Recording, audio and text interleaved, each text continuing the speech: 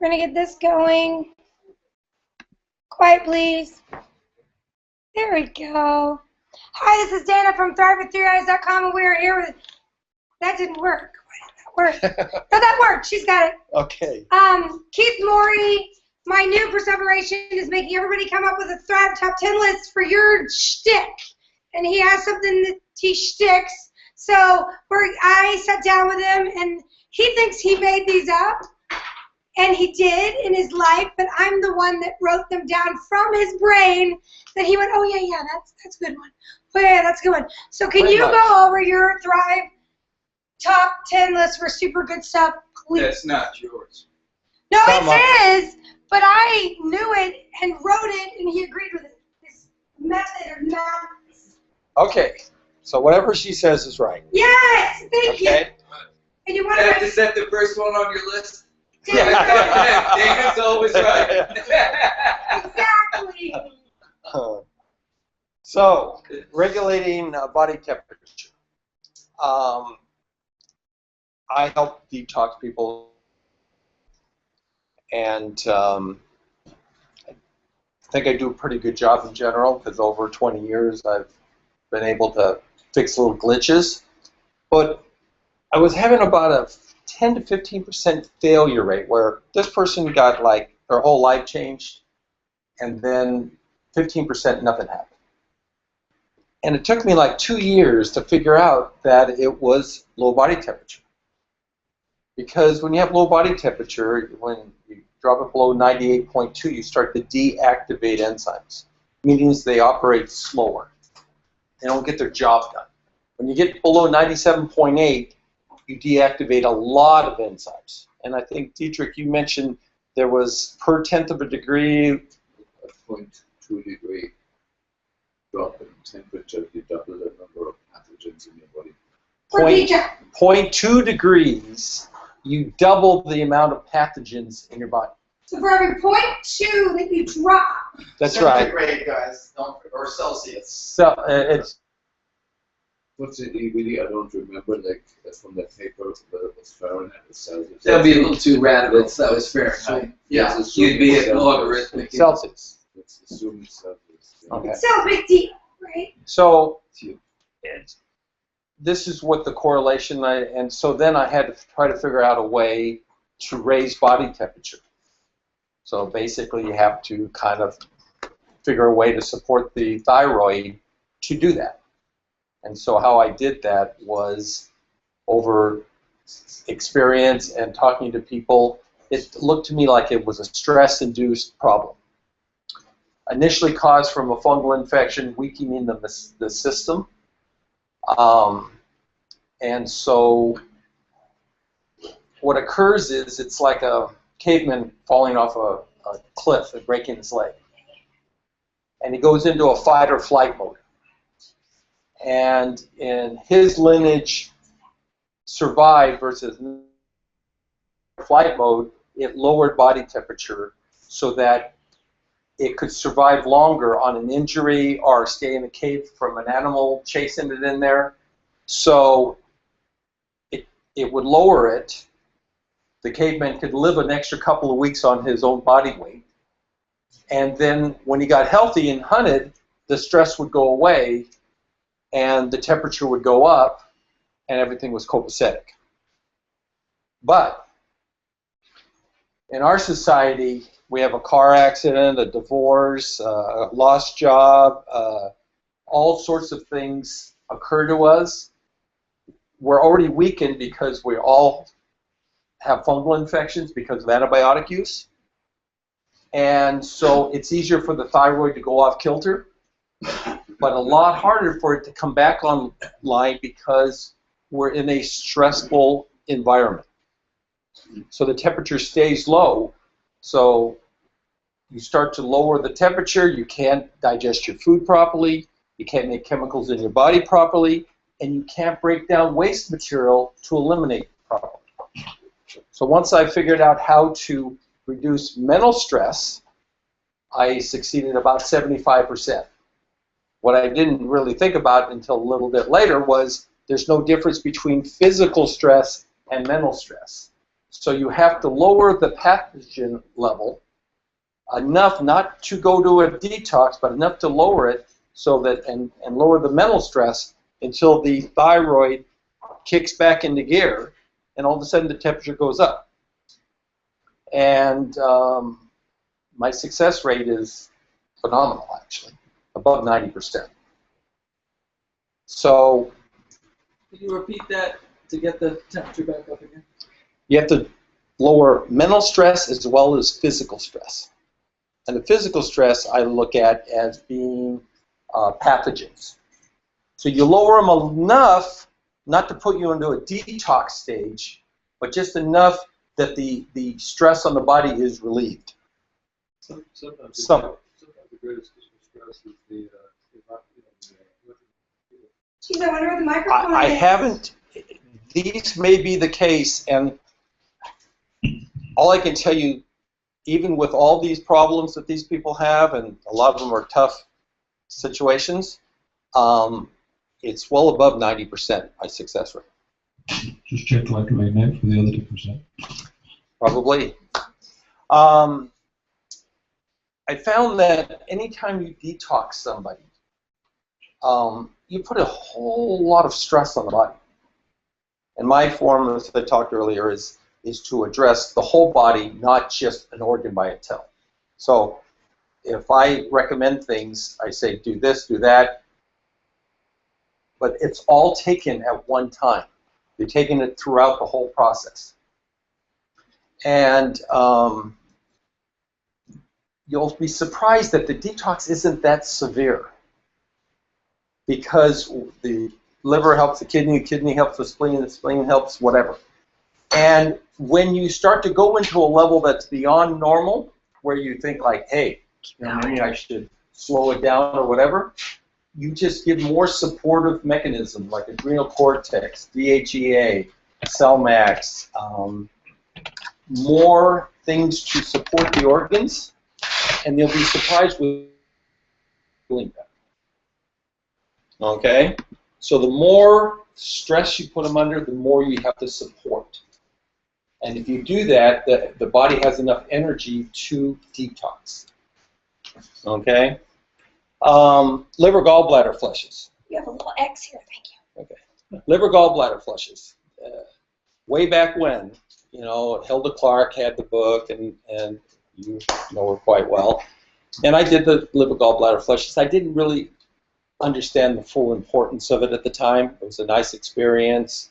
You know, things came out. But the more I went along and had interactions with other doctors and stuff, I got little pieces of information. And these pieces of information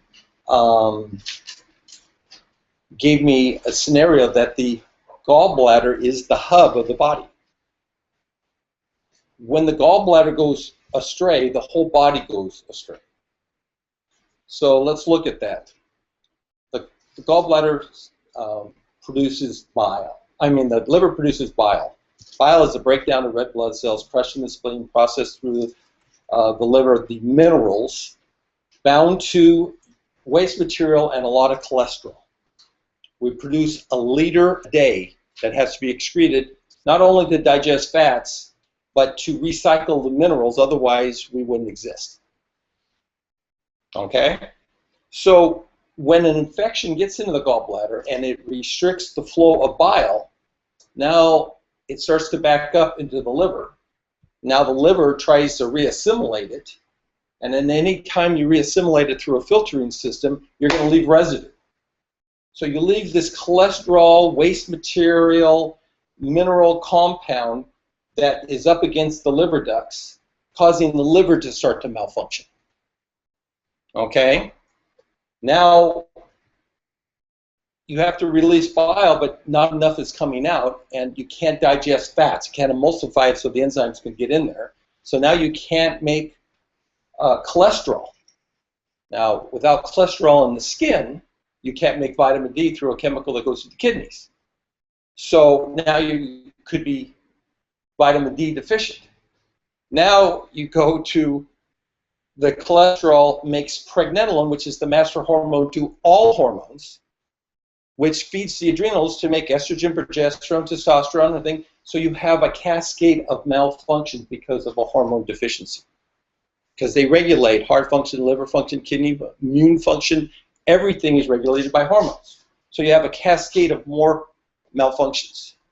So if you don't open that up and get the waste material to flow and the digestion to occur and the fats to be emulsified and turn into hormones, you can't regulate the system to get better. So it is the hub. Okay? By the way, it also causes other aggravation because you have the pancreas that ties into the liver duct, and if the liver duct gets clogged up, it's going to push bile back into the pancreas. Pancreatitis, diabetes, when you're a baby, getting type 1 is probably when they didn't have a strong enough immune system to even fight it when it was in the pancreas. So now when it hits the pancreas, it pisses off and make it spit out insulin. So you become hypoglycemic. And then eventually it damages the pancreas and you become diabetic. So you can see how the correlation is when you're detoxing, you need all these chemicals and everything to work properly, and without the hub working, it doesn't work. More organs to support, I just mentioned.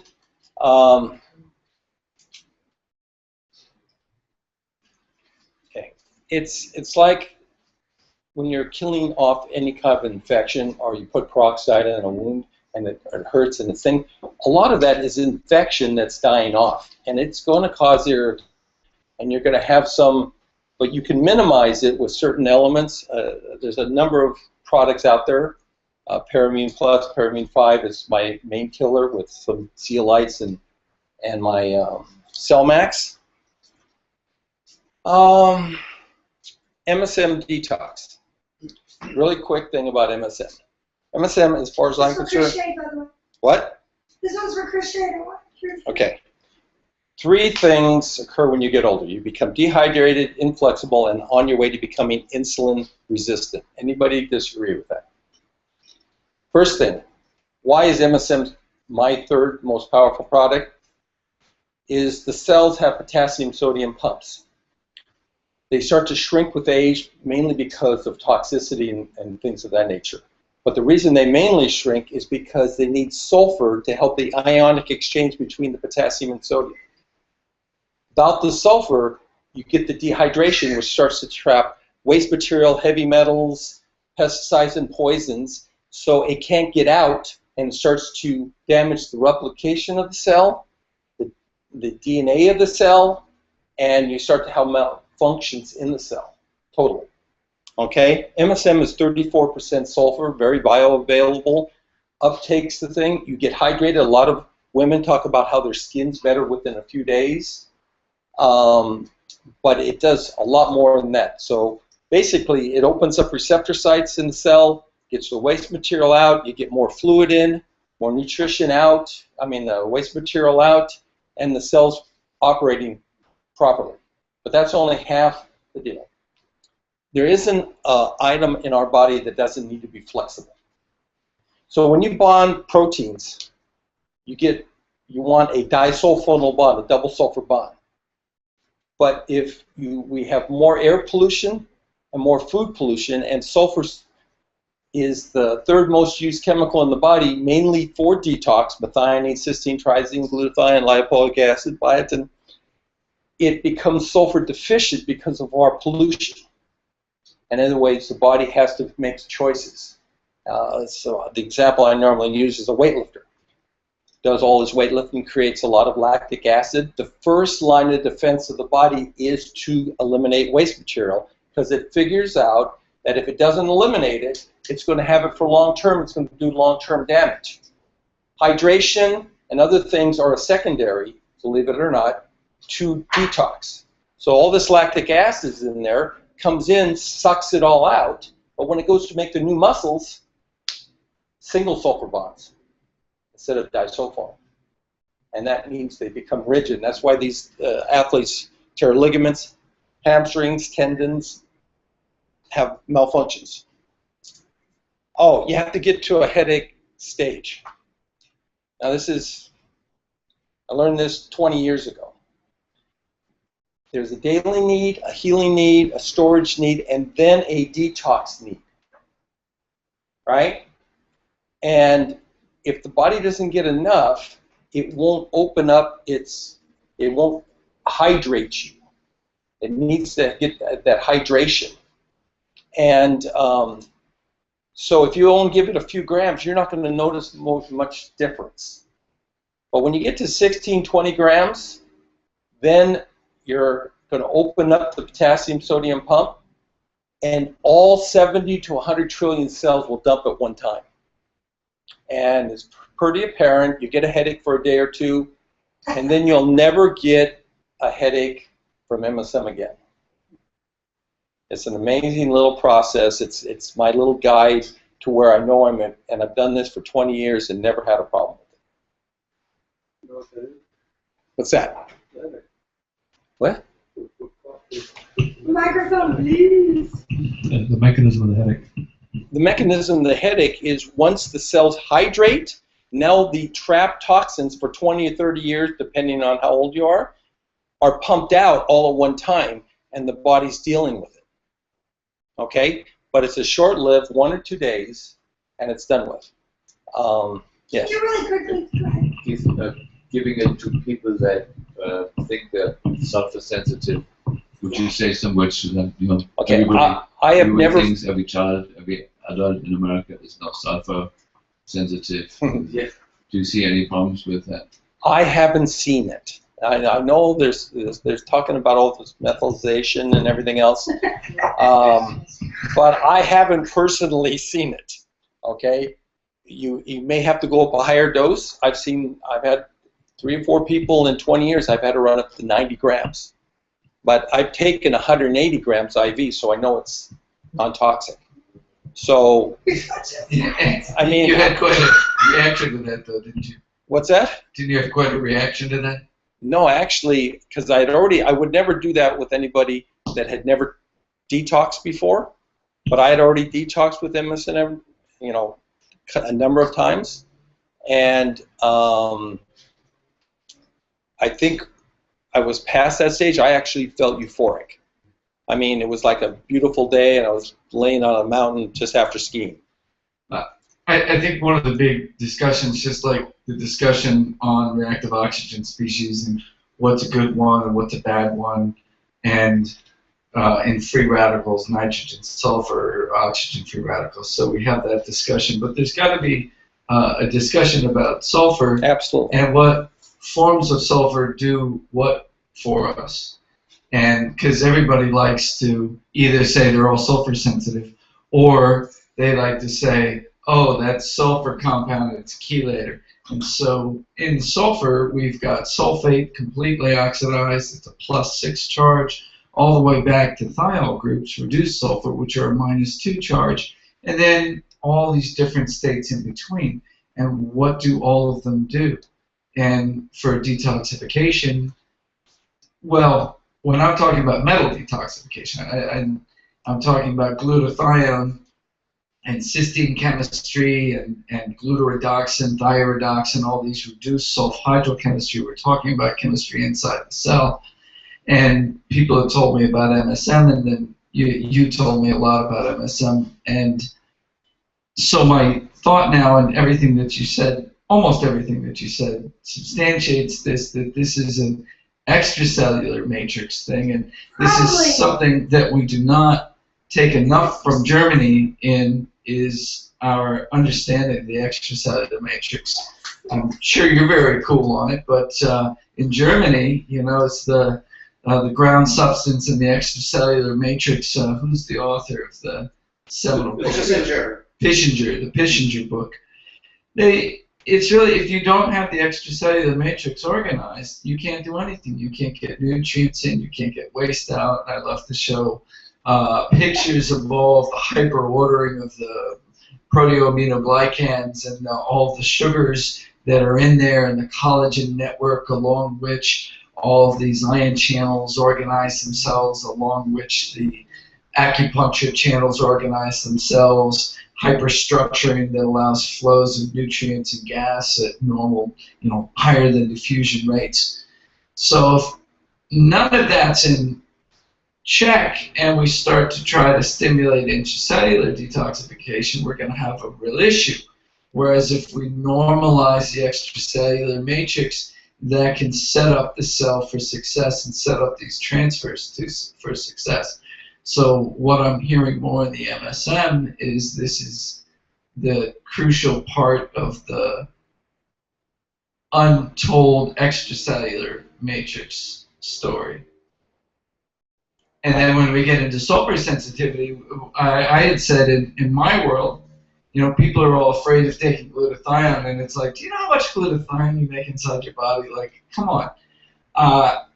They say, oh, I'm allergic to glutathione, thiols or something. And it's usually the sulfurs from alliums and crucifers that they have the hardest time with. These are sulfurs that create free radicals, and those are the ones that they have a little bit of a hard time with. So I think one of the things that needs to be done is sort of a map of sulfur and where it acts and which are the safest and which are most damaging.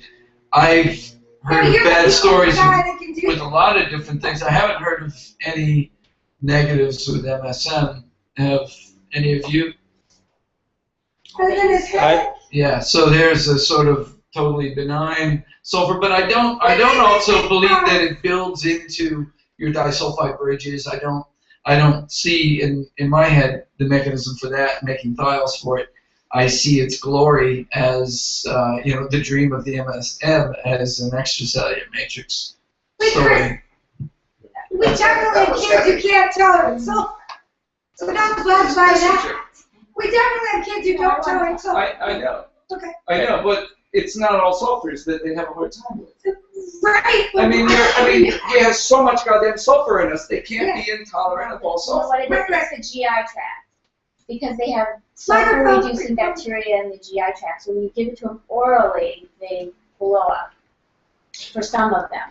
So you have to get their gut under control first, and then you could give them MSM or something I think that's part of it. And, I think that's one of the roots. And that's the other potential issue is that, like in Down syndrome, the kids have extremely high levels of oxidation to the point that they develop Alzheimer's early on because of this. And our kids with autism are in that same kind of group. And even Dr. Dees talks about this sulfur upregulation. So if we can just make sure that that whole system, we got to get that methylation system working towards a folate pathway, towards the BH4 pathway, before we start pushing the sulfur system, because it will go, it won't go in the right direction, because we've got MTHFR mutations and MTRR, and we've got lead blocking MTRR, and we've got all this other thing, all this stuff happening. So sulfur is it's a wild card. I think it's But I think a wild we see card. certain sulfurs are much more irritating to that than others. Yeah, when you give molybdenum does NAC, seem to be the best thing for molybdenum, and dealing with it. I think- What were you I saying? think, well, molybdenum is downstream, right? So Well, that's it. So the CBS is dumping into making sulfite and then sulfate, but the but if you pull it back molybdenum up, is for making sulfate Sulfite. from sulfite, and if you build up sulfite is very toxic. right? But to solve the problem, what you don't even want it to go to sulfite. You want the system to come back up around. So you want homocysteine to go back up to methionine, and so that's where the block is. So you need to work on that block. You need to work on that folate piece to get methylfolate working and the B12 in place to get that folate piece working. So you bring your system back up around. You want me? So you're not dumping. So you're not homocysteine dumping a sulfur. bunch of cysteine, and when the system is high in cysteine, it naturally, I don't know, possibly doesn't go towards glutathione. There's some evidence of that. So again, you have to do these steps before. You got to clean up the gut, make sure the sulfur-reducing bacteria are in place. You got to work a little bit on that methylation pathway in a kid who's sulfur sensitive, the ones that are, but plenty aren't. Plenty aren't. So it could be Okay. a TTT moment. Yeah, TT2.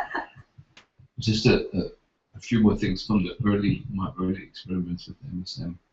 There was 20 years ago, 25 years ago. They get so mad at me when they can't hear you, Dietrich. That's okay. We can't be mad. We checked the effect it would have on the urinary excretion of mercury, and we did 20 patients. Actually, somebody in Salt Lake financed that as a study, and hoping we were going to see all this increase in mercury, and then they were going to market their brand of MSM.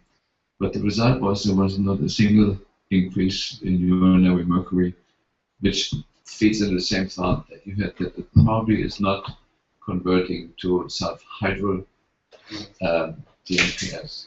But what it did increase was the excretion of organophosphates. They increased in the urine. Yeah? So it seems to feed enzymes other than the sulfhydryl, the sulfhydryl definitive metals, the ones that oxidize the sulfur, like silver, it's black with sulfur. I know. Mercury does, and so it doesn't seem to touch that. But because of that, it's ideal because we don't want to overwhelm the system with detoxing everything at the same time. So we're using MSM when we want to detox chemicals. It turns a number of enzymes on that side, and we avoid anything sulfhydryl because we don't want the glyphosate and the mercury and the lead and the cadmium all come out together and then kill the kidneys. We want to sort of titrate what comes out and have it tandem. Get one group of chemicals first until they're reasonably down, and then the next one, And I think MSM plays a big role in that. So, what was the dosage you did the science on? 15 grams at the time. Yeah. Teaspoons. Or do you know, are organophosphates held in the matrix and connective tissue, or are they intracellular? We didn't know where that came from. We just said it. You just saw them in there. Yeah, it was with Lassiter in Texas at the time. We just simply did the cheapest organophosphate test that we could find. Yeah, and I'm just wondering where they're held, and if they're held in the matrix, and then normalizing the matrix lets them drain, or if they're intracellular and it's hitting certain enzymes, not the sulfhydryl-based enzymes, but other ones. I don't think anybody has looked really. No.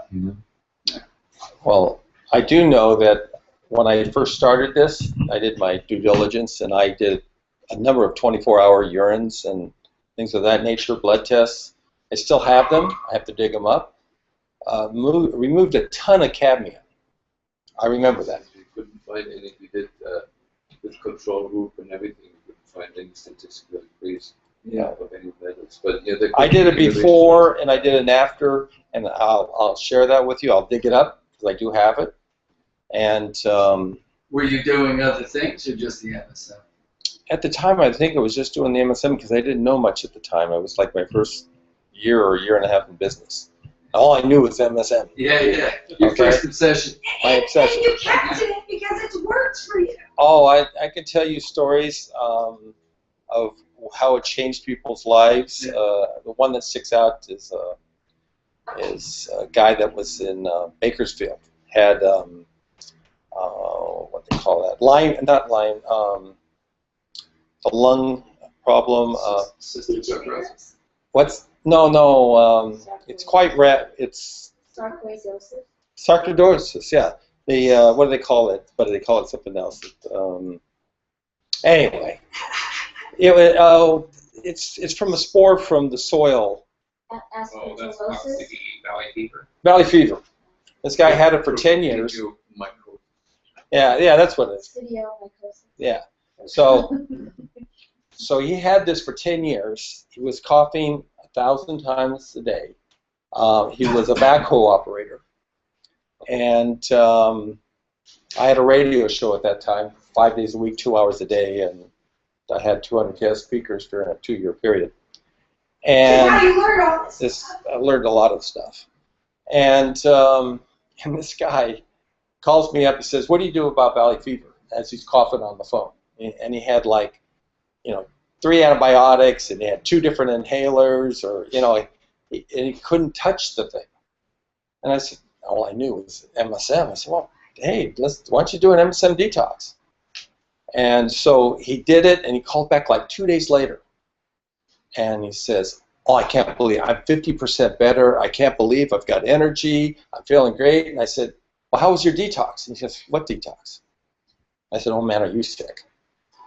Because if you don't hit that threshold within a couple of days of taking the, what I consider the average person to get the reaction of a headache and fatigue, that they're really like down the toilet. So I said, why don't you just double the dose and see what happens? That's what I suggest. He doubled it, called me back a couple of days later, and he says, oh my God, I couldn't get out of bed for 2 days.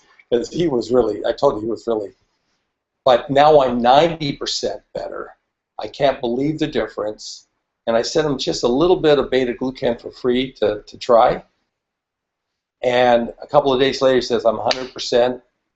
I have no symptoms, totally gone. Why the beta-glucan? To boost the immune system. And he's still a good customer of mine. So it does a lot of things we may not be aware of. Yeah, I'm just trying to find the mechanism so we can be a little, again, be more intelligent about how we put things together instead of, here's my detox, it's glutathione. Here's my detox, it's MSM. Here's my detox, it's chlorine dioxide. The only thing that I have in my favor is I've been doing it for 20 years and we know it consistently. Works. And it costs nothing, so you have no motivation whatsoever to heal it. Have you tried it from the bottom up? I have put MSM in little fleet enemas and stuff, but I usually use the parammunes with it with some TNG and some other things. I just suggest those things. Has anybody here experimented with MSM rectally? Because it makes a lot of sense to. Now I do it in coffee enemas a lot. I put like 2 tablespoons. Yeah. It works like a champ. Yeah, that's with the coffee enema. Yeah, works like coffee enema with TNG and with parammunes. It's salty coffee. Yeah, but it drives that coffee in. Before you pass on the mic, can you just say when you sat at the table last night when I was trying to have Keith and Chris sort of mind meld about in your meetings on Wednesday? So we should move on. DHA pregnenolone. I've had this for a number of years. I actually have a patent on it. It gets rid of headaches. And average headache, the average is about 30 seconds, right? It works in the 90, I'm going to say 95, but let's just say 90 and above cases. Tension headaches, not migraines. Although migraines, I've seen some results where if you catch it as a tension headache, it stops the migraine. Because they say, oh, I feel a migraine coming, and they try it before it's a migraine, and it works. It also helps with menstrual cramps, hot flashes, night sweats, PMS, and sinus congestion. And the system is a delivery system for hormones, so it goes pretty well into the system. And you usually feel better in 10 or 12 minutes on average, because most people are hormone deficient. Not that it's doing anything, but they only get to a certain point, and there's just to a normal. And they say, "Oh God, I feel so great." Well, that's how they should feel every day. Okay. It also tests right after a seizure a lot. I don't know. Yeah. Okay, mine's a little different because it's sublingual and it delivers so rapidly that you don't see the side effect of oral capsule forms, which are only 18% absorbable, as I understand, through the liver. But then they force stuff onto the adrenals, which ends up making other hormones that you really don't want in excess. And by sufficing the number 1 and 2 hormone in the bloodstream, you actually free up the adrenals so that they can produce, based on the body's needs, the hormones that the body needs. like taking thyroid hormone to relax it in an autoimmune situation. Exactly. Okay. You know, a lot of people, we talk about, going through the rectum, but vaginally is something that needs to be addressed, especially in the severe clients, and I'd recommend doing things that way as well. Okay. Like what specifically? You're not gonna tell. and I haven't really. Can you not? He asked you a question. What specifically you found works vaginally? I've suggested to women using parammunes. Ouch. No, in a diluted form, in a quarter thing, it doesn't sting, or if it does, it's minor, and then it stops because it only stings is when there is an infection. Those are Rizols? Yeah. Yeah. And it's a very easy, safe, I believe, way of doing it, and it works incredibly well. So. Are you addressing using all the orifices or something? Okay, well, I was here, and now dealing with supplementation, I have not used it. So directly, other than for a killing mechanism, and I, they have these little 4-ounce fleet enemas. I only recommend using a little less than 2 ounces. You put the stuff in there, put it in there, you lay down for a few minutes, the urge to go to the bathroom goes away, it disperses. 2 ounces isn't going to make you go to the bathroom again soon, and you're able to keep that overnight in a lot of cases. Now, initially, when there's a big infection, it's going to want to get what's died off out. But the more you do it, the longer it lasts, and most likely within a day or two, you're keeping it all night. So, this is doing rectal implant? Yep. Yeah. Works like a champ. Yeah. And I strongly use the MSM and everything else to disperse it. And because MSM is a 34% sulfur, it puts an environment that the bad guys don't like too much. It's an uncomfortable environment to grow and proliferate. So by doing this MSM detox at the same time I do the overall detox, you end up supporting all these sulfur avenues, and you're supporting them all with the DHEA and the adrenal cortex and all these things to take the adrenals to be able to produce the other chemicals they need to do to help with the detox. It ends up working pretty well. That's it. Question? Any question? Yes. You mentioned the gallbladder detox. Yes. Could you explain that? Okay, so what I've done is narrowed. Hilda Clark was about 18 hours, approximately. I've narrowed it down to 4.5 hours. Okay, so what I've done is I've taken the concept that we want to dilate the bile duct. So what dilates the bile duct is minerals, and the main one is magnesium.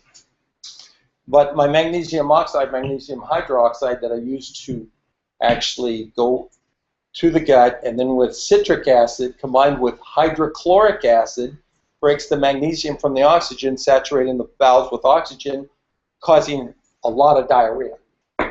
Okay? And I just told Dietrich here recently, yesterday, is that I found that a case, one of his clients, that wasn't getting the diarrhea. And she took it and she couldn't get the results. And she goes, I want to do this, but it's just not working. She's, she was imitating Dietrich. It wasn't Dietrich. and basically, I thought about it, and I just said, it needs hydrochloric acid.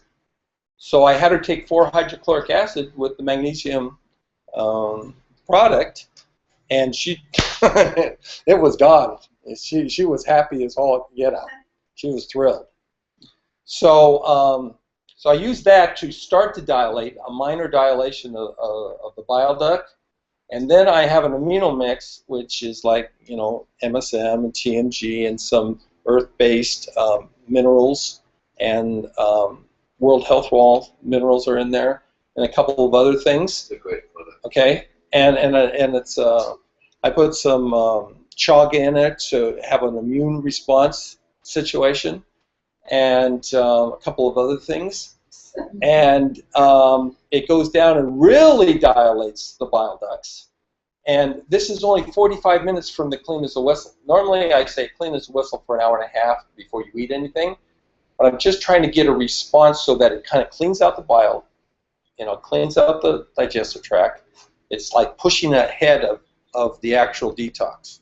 So it's kind of starting the diarrhea wanting to come through the system. And so then you take the amino mix 45 minutes later, now it really dilates the bile duct. So it's all ready for the oil to come. And in fact, what you have to watch out for is the oil may come if there's a lot of pressure already built.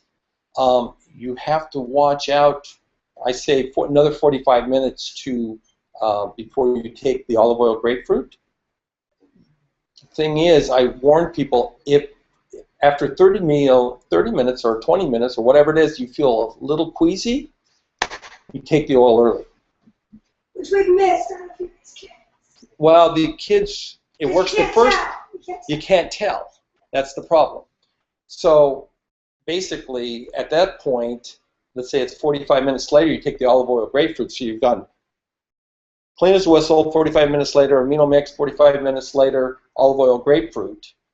And then I wait for another hour and a half, but I say if you feel queasy, not like you're going to throw up, but queasy, take the olive oil grapefruit a second time, about a half dose. Because you're producing so much bile and so much waste materials coming out that it's eating and emulsifying the oil so rapidly that you start to digest yourself, your digestive tract. So you need that oil for it, something for it to do.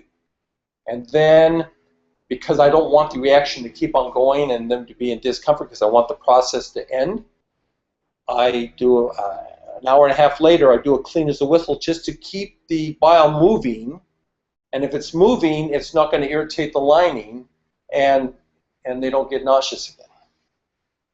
What's clean as a whistle? Magnesium oxide, magnesium hydroxide. Okay. Any other questions? Got this written down? Yep. We'll talk. I'd like to discuss the adrenal stuff, the DHEA, pregnenolone. Oh, that's good. I mean, this is one of the most common things that we see putting through people through detox is they don't have the adrenal reserve to get through it, or it burns out their adrenals. You got to give them more space. So I like any way to help the adrenals there, and I like the DHEA, pregnenolone, because it's adrenal, but it's also anti-inflammatory. They're very strong anti-inflammatories, and we're trying to always deal with calming down the inflammation. As I ran through my slides real quick, I was showing you that inflammation turns down all these transport proteins, and so you need the anti-inflammatory. That all being said, does anybody see any issue? Like I was, a little shy about giving DHEA to everybody. DHEA preg, I mean, yeah, it's a precursor for all the hormones, but if you're upstream or if you're downstream, enzymes are screwed up and you're shuttling things all, pushing everything into estrogen, or don't have a good spread of how you distribute your hormones, is that going to be any kind of problem at all? Does anybody have anything to say on that? I think it's important to notice that the dosages that are in a spray are extremely low. That was one thing. Okay, so he found like a way of, with the delivery, to deliver the lowest dose at which you get. So what are we talking about? Well, I'm not sure if the lowest dose, but let me. But not the lowest dose at which it works as an anti-inflammatory. Okay, so that'd be a better dynamics, how it's absorbed. It's taken orally or doing transdermal. It's very different how you get this peak. Well, he's trying to do sublingual. I'm doing a sublingual, and it's usually anywhere from 25 to 50 milligrams of DHEA and about 7 or 8 milligrams of pregnenolone. Yeah. Okay, and normally how I've judged it, and I haven't done blood tests for it, which I apologize, but some of us have money, some of us don't have as much money. I told you I would do that for you. Yeah. Basically, women that take a lot of DHEA that get facial hair, regardless, if they take enough of it, they'll start getting facial hair. you know, and they complain about it. Okay, and the only time I've heard of it in the years that I've had it, which is at least, you know, 7, 8 years, right, that I've been doing these doses and having everybody take this product. I've only had 1 or 2 women complain about facial hair, and both of them were older women in their, you know, high 60s, low 70s. And I asked them, I can't stand this facial, I can't. And I said, did you have facial hair when you were young? And they said yes. And so what it is, all you're doing is making them younger back to where they were, but they don't like it anymore because it faded off because you're restoring your hormones. hormone Yes. levels to what it was. But I haven't seen any exaggeration of facial hair in women other than that. I wanted to say something about the DHEA. Just from a clinical point of view, you see more and more people, including myself now, that have these vague heart problems, and very often there's pulmonary hypertension. And I get into it when I do my talk tomorrow, whenever, from the dust inhaler, the luminol mercury, that the lung has a subclinical inflammation, and then the pulmonary pressure increases, putting huge load on the heart in a certain way. And years ago, I found this article, giving 200 milligrams of DHEA is curative, virtually within a month, curative. And we have, I'd say, it's maybe 1 in 5 of my older Lyme patients has pulmonary hypertension. They have all different ways of feeling it, but when we do heart catheter, it all turns out that we have a heart filling defect on the right side, and there's not been enough venous return, and have pulmonary back up. And 200 milligrams in women, 250, 300 milligrams in men is a one-time dose. And the funny thing is, we've been doing one-time dose, and in this population, I have not seen any virilizing symptoms in women. This is like 200 milligrams. Well, that's a one-time dose. Yeah, it's a You're not one-time. gonna like. It doesn't change that quick. Yeah, it's one-time. But pulmonary hypertension usually predictably resolved within a month. And it's like. And it's funny, it's in the papers, nobody's doing it. And I just recently, a few months ago, I had a patient return that I put on it 5 years ago, and I came across the article, and she was cured. I hadn't seen her in 5 years. She came back a few months ago just to say thank you, and reminded me of that. What's the dose on pulmonary hypertension? 200 milligrams for women, and 300 for guys. It works like the top. But with that, we see a lot of other things clear up. But with the one-time dosing, we don't see the hair growth, we don't see the acne in women. And in men, they don't feel anything other than the exercise tolerance goes up. They don't feel particularly good from it.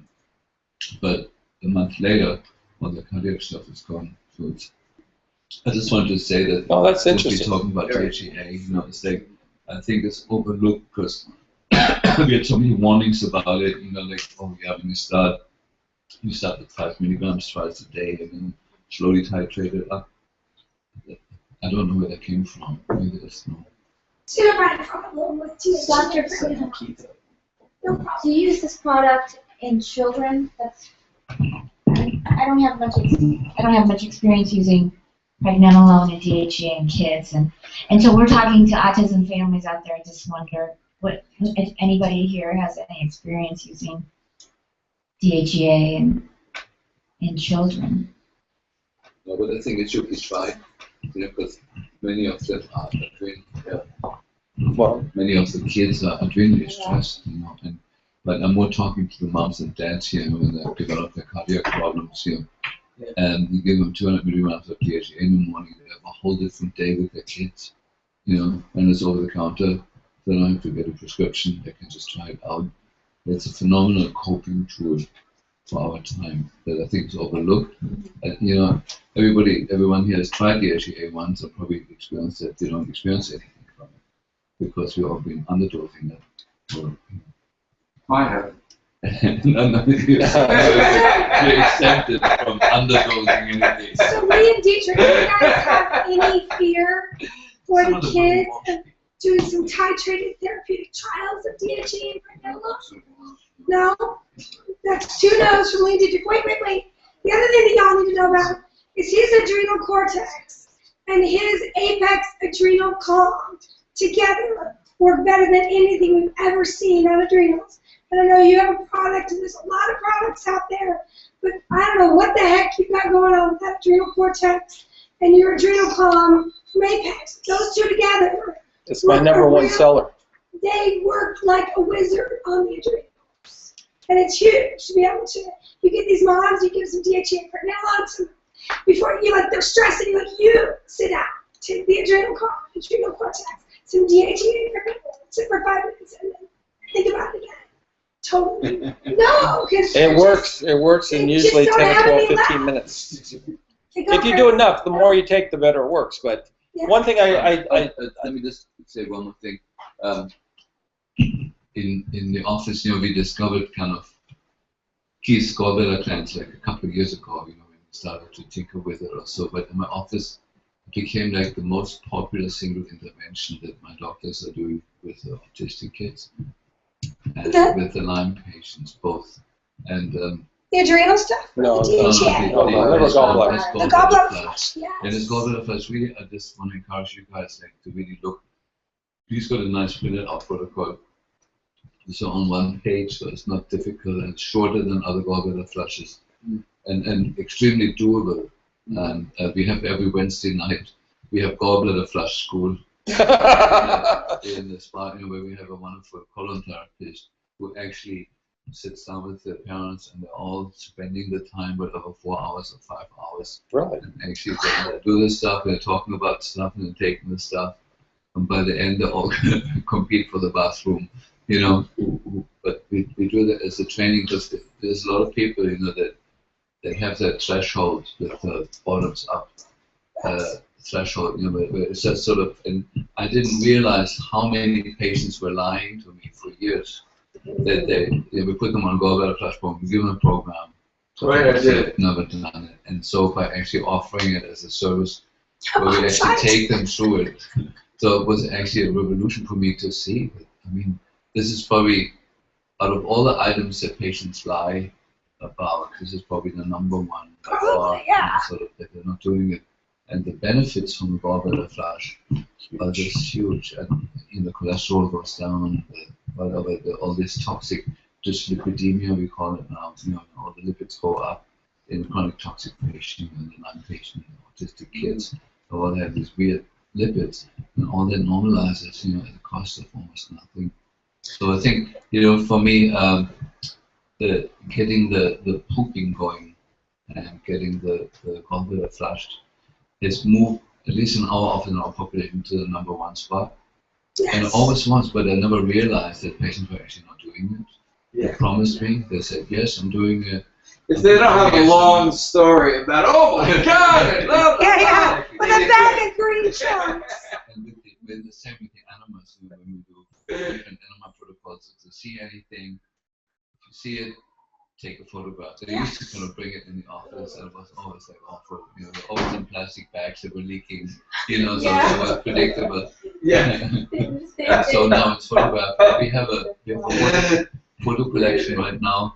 We counted the other days over 5,000 photographs, of poops in just 2 years. 5,000 poops with worms in it. And this is not like anymore. Okay, do you have worms or not? But it's like, just wait and see. The way he looks at the liver gallbladder flush it's like, do not pass go without it. He sees it as this spot that when that's stuck, you can poop and do all these other things, but it's just not happening. It's so simple to do. It's so inexpensive. The one change we want to make from the mothers behind the scenes that are doing it is the first time they do it with Epsom salts, not with the amino mix product. No, I disagree with you. Well, we want to separate him from any of the moms that do it the first time and don't like what they see and then freak out, and it becomes a big problem. We want it to be the whole Clark liver except for the shortened version, and then they do a second one.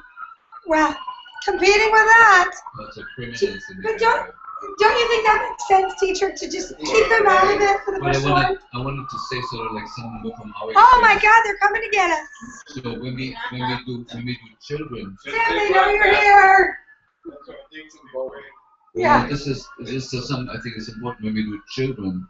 We start them on the manual gallbladder flush, so that I will demonstrate, how we do that. Oh, the liver compression, yeah. The liver compression technique, that is a manual gallbladder flush. Okay. And so we do that first, and since they do that every day, usually already after a few days, parents see a dramatic change in the kids for the better.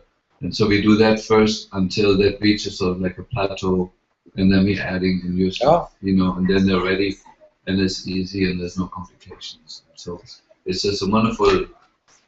We'll do that now. It's more than a tool, it's a lifestyle, and that gets integrated in the treatment of autistic kids, but also a lifestyle for the parents, because raising an autistic kid is like parents squared, being the super. You're asked to be a super parent. You can only do that when you maintain your own health, and I find these women are just all tore up. They've been working so hard to keep their kid and keep giving them everything that they don't have anything for themselves, and they can't handle the stress. One last thing before I forget. On the MSM, asthma. I mean, it's like a godsend to cure. No, I shouldn't say cure. Remedy a lot of portions of asthma, usually within days. I had a woman come up to me 15 years ago, and she says, "What do you have for asthma?" I says, "Well, I would take MSM." She goes, "I've tried MSM, it doesn't work." I said, "Well, you didn't do it right." She was right. I said, she said, "I was taking 8 grams a day." I said, "Well, that's why you didn't do it right." And she actually, I told her to do 16, she did 20, right? I suggested 16, she did 20. She wrote a whole book on how it changed her life. And so, you have any kind of lung problems?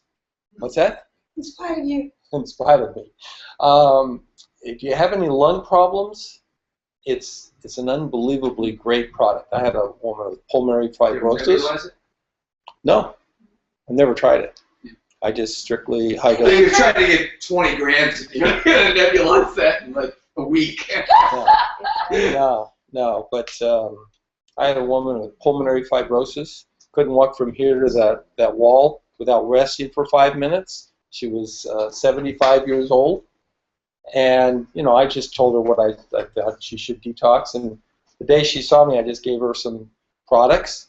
And she was a Hispanic woman. She loved to dance, and she had some kind of dance class that she went 4 or 5 days a week to and she could dance one half dance, and she had to sit out the whole rest of the night, right? First day she came by, we gave her a bunch of stuff, Asmatrol, a few other things, some MSM. She danced 4 fast dances that night. She decided to do a whole detox at 75. She did the whole day. I have this on video, by the way, before and after. And she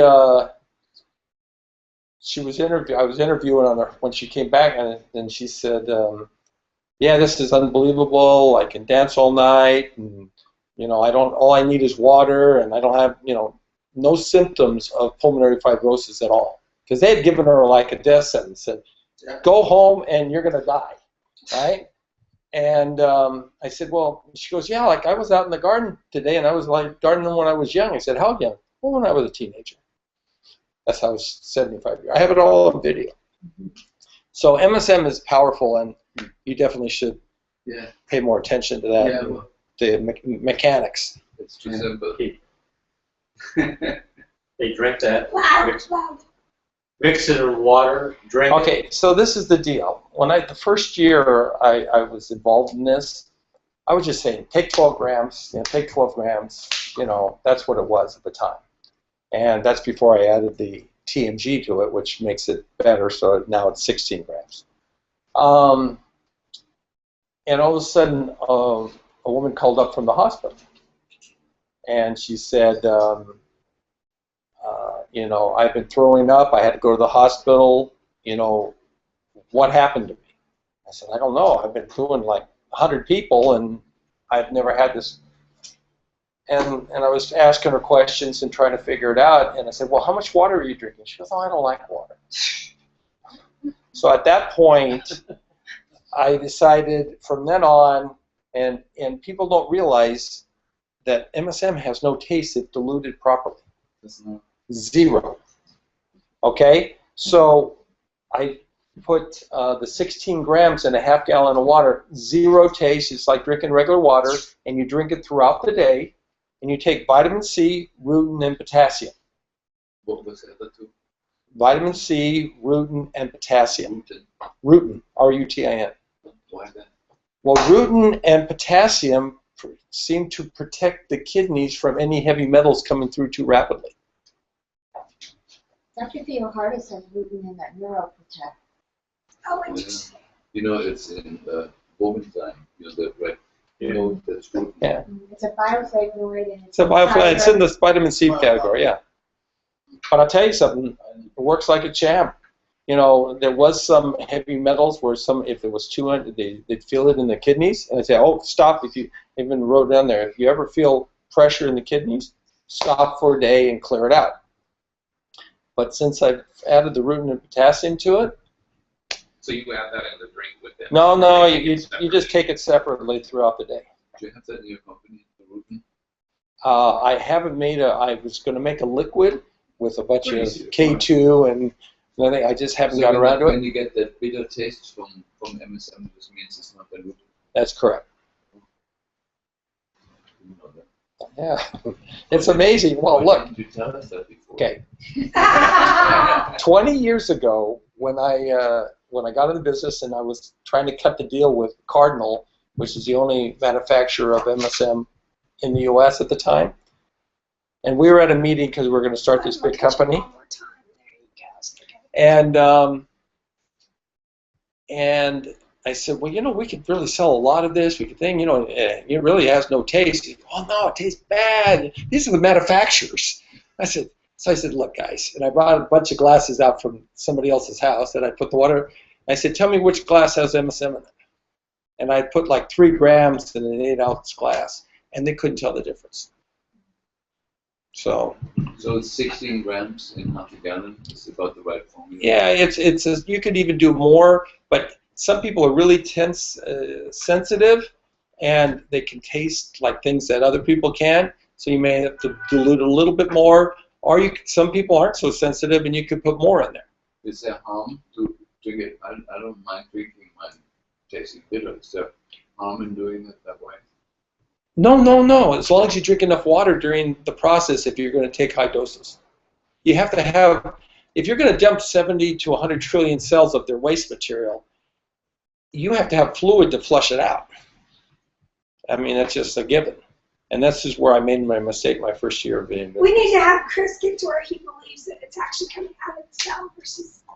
Are you thinking it's the matrix outside the cell? But the matrix allows the cellular transport proteins to work, and so it'll allow. So it'll still happen. Yeah. So I mean, in my mind, everything I do is intracellular, and I'm always looking for great extracellular things. And so the first thing I think is, you know, I'm going to put in these protocols for people to take, you know, 15 grams of MSM every day. Or is that, so my protocol is getting metals out of people that's not like a weekend endeavor. This is, you know, kind of 5 months is kind of like a minimum. It's you know, 5 months to 2 years. And so if you're going over that period of time, I kind of think I know what your answer is going to be, but what would your dosage be then? Well, like every day over a long period of time. Well, I've taken 12 grams for 20 years. Yeah. Sometimes it shows I take 100 capsules and just to show. I'm showing people how to swallow 30 capsules at a time. So. All right, but you know, I'm doing this for normal people. So when I got in the business, I was not healthy. And first thing I found out about was MSM. I stumbled onto it. I went to a little lecture, and I realized that, okay, and then I tried it. And on my weightlifting at the time, I felt it because it got rid of the lactic acid. And so I started looking more into it.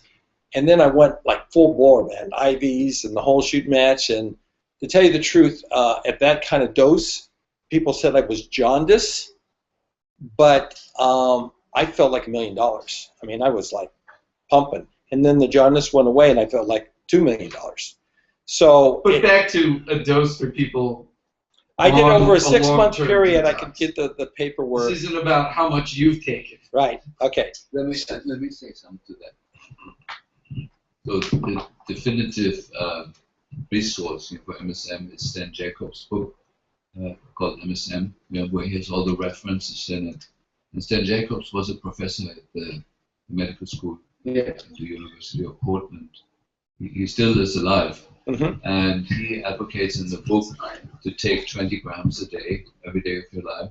And he shows in the reference it increases growth hormone, it balances the hormones, it kind of does all sorts of other things that you wouldn't think about on the surface. But I think we should leave that discussion here. But I think that book, I mean, for you would be great if you could read it, because you get a lot of new ideas from that, and it's written by somebody who really, I mean, this guy has lived MSM for whatever, 60 years. No, I'll definitely read it. I'm just thinking, what do I tell him? Take, because I have him take some water with the vitamin C and some stuff. I only do it a heaping teaspoon in there daily. Okay, so I'll tell you what I tell or suggest to my customers is that they take the 10-day detox, which is the 16 grams for 10 days, right? And then after that, anywhere from 8 to 12 grams for the rest of your life. All right, so I'd probably have them do a warm-up, what I call the pre-tox, do the big doses of it, and then I'll see what like a heaping teaspoon might be like. That might be 8 grams. A heaping teaspoon is probably about 5.5 grams. 5.5 grams, so 1 to 2 of those. All right. Well, see, if you don't do enough, then you're in the stage of feeling bad. This is what I found, is if you take, let's say, 8 grams, you're hitting on detox. You just kind of but if you start with doing, if you did the full 16 grams a day for 10 days, and now you got the next 6 months. Yeah, you're good. How are you going to maintain that? Heaping a teaspoon to between teaspoon to 2 teaspoons a day is what the average customer of mine does. That's what I want to know. Okay, because it's affordable and it's really good, and I'm 60 and I feel 18, and I play 20-25 games of racquetball a week. I pull weightlifters around, and I don't even weightlift. So I've been able to maintain my muscle strength without doing any exercise. So it maybe has a hormone, growth hormone factor. It does not grow hair back. Yeah. No, I'm working on it. Intricately, why would you not do the MSM push to the headache that he loves so much for the last 20 years? As the foundational thing he does first. Why wouldn't you just do that? Is there any reason? I mean, he's done it, not because he makes money off of it, but because it's stuck in his protocol, because it's a cornerstone of where he starts. First thing he does is says, okay, we're going to take you MSM and take you the headache, call me when you have a headache. I don't know why, at least with the adults, that wouldn't be where you'd start. Interestingly enough, I have been the first person to put MSM into the human population, and so I was working with Dr. Hirschler, who had discovered it as a side effect of the wood pulp industry, and I worked with Stan Jacobs, and it was our mutual friend Wayne Harris that taught Carl Bergstrom, who built Cardinal, taught him how to remake MSM, and we ran into the same problem that you did. We couldn't educate them to all the magic that's in MSM. So I have you in a video for my MSM, like 18 years ago. Oh my God! I do. Okay, so keep talking, cancer Gary. control. We're in your wheelhouse. So we totally agree with everything you're saying. So when you take a slightly heaping teaspoon of bioenergy C, you're getting 2 grams of MSM in every teaspoon, and I take 4 teaspoons a day for about 20 years. And so it hasn't killed me off yet, but I hadn't started out that loading dose, and I'm glad to learn that. And so you're not afraid of that? Get to the headache loading dose? No, I mean, that stuff is so safe. Before I introduced it, you know, because we had a lot of doctors, I was the first one to do it, and when we put that stuff on, it was really funny because Dan Black, who was the president of our mineral lab, he was so busy looking at the lab and doing the hair test that he didn't give a darn what supplements I was carrying. So he came to me and said, "What are you going to do about this back? I mean, I got sciatica, low back." I said, "Why don't you take products we sell?" So he took the MSM in big doses. His back pain was completely gone. And I've stopped so many people's allergy. I like, because if you remember that it is actually oxidized DMSO. Correct. Right. So when you tie it in that context, you begin to make a better understanding of how I have viewed it. And we added the trimethylglycine to that. So that's why Bioenergy C is the widest selling, most expensive form of vitamin C in the world, because we do have the ribose of the trimethylglycine and MSM and the essential sugars of aloe vera in my vitamin C powder formula. So that's why. And so in any event, it's kind of interesting to understand that all these pieces fit together. So I never started the loading dose. And when you mentioned rutin, since you know Wobenzyme since you were a kid, you need to remember that is rutocid, which comes from the Japonica sapporo tree in China. It goes through a water extraction in Japan before it gets put into the product. It's part of the reason Wobenzyme does the magic. So let's not just slither over the word rutin. Let's stick with the complex truth of what's in that expensive formula. It's a life changer. Thanks. So wait. So Wobenzyme, like there's different versions. The people who are selling the knockoffs that claim Vitalzyme and other companies, right? They have not a clue of anything that they're selling. When they were sued by the Wobenzyme company, the owner of the company wasn't even sure if it came from vegetable, mineral, or if it came from wood. He didn't really know what made the product. So Wobenzyme is the gold standard.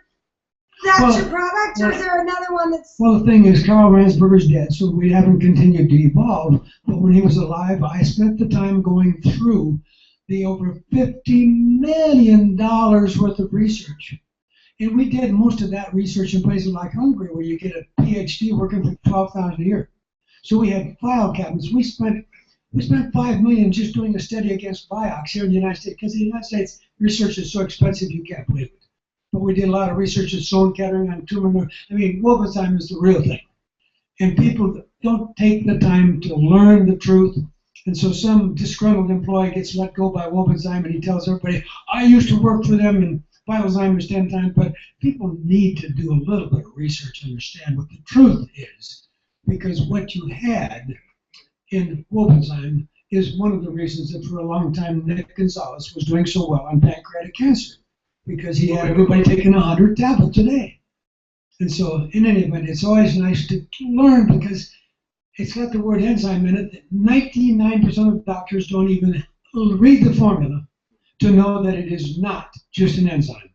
It's an enzyme that is miraculously tied to the Japonica sapporo tree, which is a beautiful white flower on a tree in China, that when you do a water extraction gives you rutocid, which is one of the reasons that I don't have to have my patients with iron overload give iron, because I know how to use Wobenzyme and vitamin C to deal with iron overload. And people who used to give blood every 3 to 4 weeks don't have to on my program. There's so much that we ought to learn. Thank you for your great insight of thinking. But it's so funny that you were all working with Cardinal. And Cardinal would tell you, when Bergstrom was alive, he said, every time Wayne comes in, we owe the whole company, because they didn't have any idea even how to make it correctly. So Wayne is the genius behind all this. Wayne Harris, I know he's I didn't know here. Hey, it's so funny there, because the very first time I looked you up was I was in Dietrich's office at an appointment, and he mentioned Wobenzyme, and I'm going, who, where, what, oh, Dr. Gary Gordon, and then that's how I learned about you. But the question is, who's making the real stuff now? I mean, is Joe Lehman with Medizyme? Okay, I only use the material from Germany, although we do have a really good knockoff, because the company in Mexico was really friendly with Carl Ransberger. He liked spending time in Mexico. So they got most of it. Because if you think about it, the easiest test to prove who's got the truth just take a tablet of anybody's product, put it in your mouth, and chew on it. When you have Wolfenzyme, please have a glass of water on, because within 2 minutes it starts to digest your mouth. It doesn't happen with any other product, and the reason for that is because they knew that in order to coat the tablet, you wanted to re-stabilize it, they thought.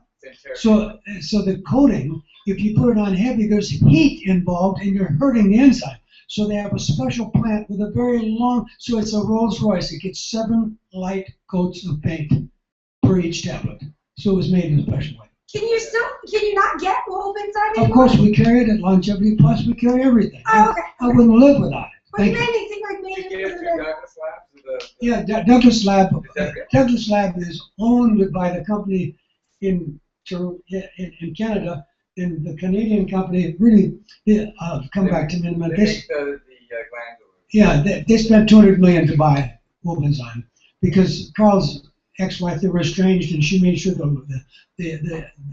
his will got lost. So for a while we couldn't get any because of a lot of games going on. But you have Wolfenzyme in the company now. We actually have the German-made product actually, and it bites your tongue when you have it. So it's a pretty simple test. Thanks. cool. Wow. Okay. Wait, let keep. One last thing. TMG. Yes. Yeah. Talk loud. Um, Talk loud. should the dosage be adjusted for the size of the child or the patient? The MSM. Yes. Okay. I have never, adult, I have never changed the dosage. Woman, man, 50 pounds, 500 pounds, never been the difference. A child can weigh 40, 50 pounds. Because it's non-toxic, I would probably lower the doses because they don't need as much. Right. That's Okay. my question. If you're dealing here with parents of an autistic child, how do you adjust the dose? But Just go by weight. If a normal person is weighing 70 kilograms or 160 pounds, if they weigh 80, cut the dose in half. Just deal with it. That's Is that good, Kitty? Okay. As long as like molybdenum or Molybdenum. molybdenum. I suck at that. Anyway, that is a key factor if you're taking high doses with anybody. Why wouldn't they just take that too? Yeah. It's any good multiple. I mean, I wouldn't sell a multiple that didn't have it. Okay. So. Okay, you answered it. My second question. Okay. I've been around autism parents and children for only about 4 years. One of the things that I've noticed is the high level of tension in the mothers and the primary caregivers. This procedure that you're talking about here, you mentioned in passing, and that THRiiiVE, that the parents, or certainly the primary caregiver, which is usually the mother, will probably benefit them tremendously. Is that right? I've already done it. Okay, but is there anything else? Because the stress levels are over the top for an autistic. Well, I'll let Dana get up here and talk about Crystal and her situation. But what I wanted to get to is trimethylglycine for a split second, because I think it's like the 4th most powerful product, TMG. Okay. And it's dose related as well. You've got to start with the parent and keep them healthy. They're not. Oh, I agree. This is why we're going to talk about that. But let me get so I can get off the stage here. Trimethylglycine. It gets rid of what they call homocysteine. Regenerates it back to methionine. It frees up B6, B12, and folic acid that normally got rid of the homocysteine. Turns into DMG, dimethylglycine. Adds oxygen to the cardiovascular. It's one of the best rebuilders I know of the liver. Makes SAMe in the liver. And it does a lot of other things, but and they did studies on this, when it's made in the liver, not taken orally, the DMG, turning into, anyway, it donates methyl groups to the telomeres and helps them stay stable enough to last longer. Okay? Now, I've had great results with TMG and numerous things, but they did a study in the 40s, and the study was with heart attacks, and they split a group that had heart attacks 50-50, and the ones that didn't take it had a reoccurrence of a heart attack by 25%, and the ones that it took, I think they were taking 4 or 6 grams of TMG a day, had 0 reoccurrences of a heart attacks in that 3-year period. So that being said, that's why I combined the two. Any more questions for him? Well, of course. Microphone for. So this is just a comment on TMG. It is the short way around the remethylation pathway. Mm-hmm. And so if you take the short way, you're not hitting the folate pathway. And our kids with autism, many of them have cerebral folate deficiencies. So I just want to put out there's a caveat to using some of these things and just pushing one pathway and not supporting other pathways. But why is that a problem? Is you're not generating a form of folate that goes across the blood-brain barrier? Mm-hmm. Could you just supplement that too? So you're going back to SAM without making methylfolate. So correct. So correct. In that response, I have. Or BH4, and then you can't make serotonin dopamine. So I have a product that's methylcobalamin, hydrocobalamine. Both are per dosage or 1,000 micrograms for like 2 sprays. Okay, with folate, which is I think 400 micrograms, and methylfolate. Is it methylfolate? 5-methylfolate. Okay, with GABA, all in one spray. And so that would probably resolve your concerns about that. Wait, To some degree. To some degree. All of these things are great in theory, and then you find out on the kid in real time. That's right. Really quickly. I do think there's something going on with sulfur that when you push through hard right away with the right kind, you somehow bypass some of these things that we're seeing. If you're going to push sulfur that hard, you need to have your methylfolate, methyl B12 going. And your molybdenum. And molybdenum. Yeah. For sure. I may add that to my Okay. MSM TMG. You're done. Let me borrow the handle for just a. So we might talk about a mom that's working. We'll talk about 2 moms that have worked with. Can you hear me now? Thank you. So, can I ask one question? So no, a lot of stuff. you may not. Are you going to say please? Please. That was hard. I know it was. Oh, I forgot my question. Keith, do you know how MSM is excreted? Do you know how MSM is excreted? Is it peed out just as it is, or does it need to be metabolized? From what do you mean? No, you mean MSM. We just took 30 grams of MSM. We're going to get rid of that at some point, in some way. Do we need to metabolize it, or do we just pee it out after we've used what we were going to use? I don't know. All right. Because if we figure that out, you don't need to metabolize it. That's why it doesn't irritate the sulfur system. Oh, wait a minute. You certainly pee out a lot less MSM than you take. Yeah, but what's its ultimate fate? I mean, you absorb some, you take some in, you use some. It's in Stan's book. I mean, for example, you're building proteins much faster in the body when you take MSM. So incorporated in any of the structures that have. That's there. If you don't need to metabolize it, you can pee it out straight, and you're not going to form secondary sulfur metabolites that are going to irritate the CBS system, which is probably why it doesn't experience that. Yeah, well, then that's why it's not an irritant to the CBS. That's kind of huge.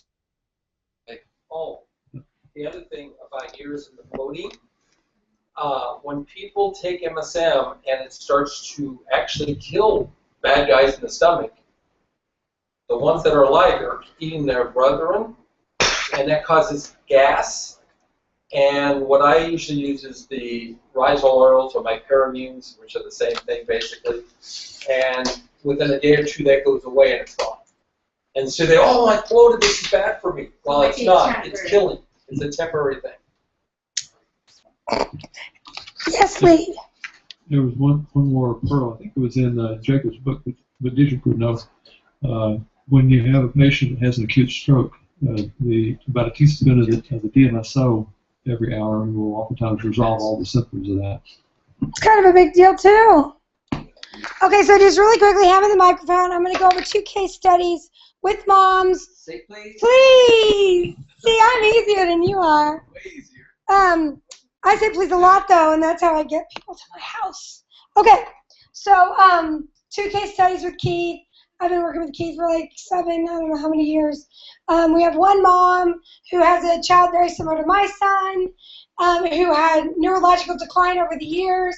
He started about 14 with Keith.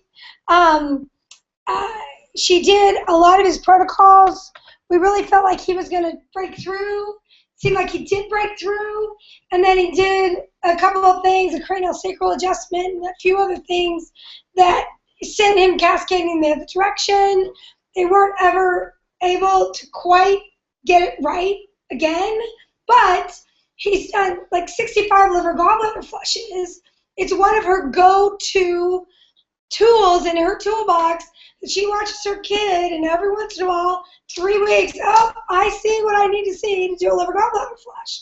She also does daily enemas now because she's the one that's been doing CD protocol the most successfully I've seen to date in one of these older kids, because she made all the modifications that we talked about and had done 65 liver gallbladder flushes and knew to keep the upper CD dose below any sign that he was doing anything funky, which was about just over 1/3 of what they had recommended.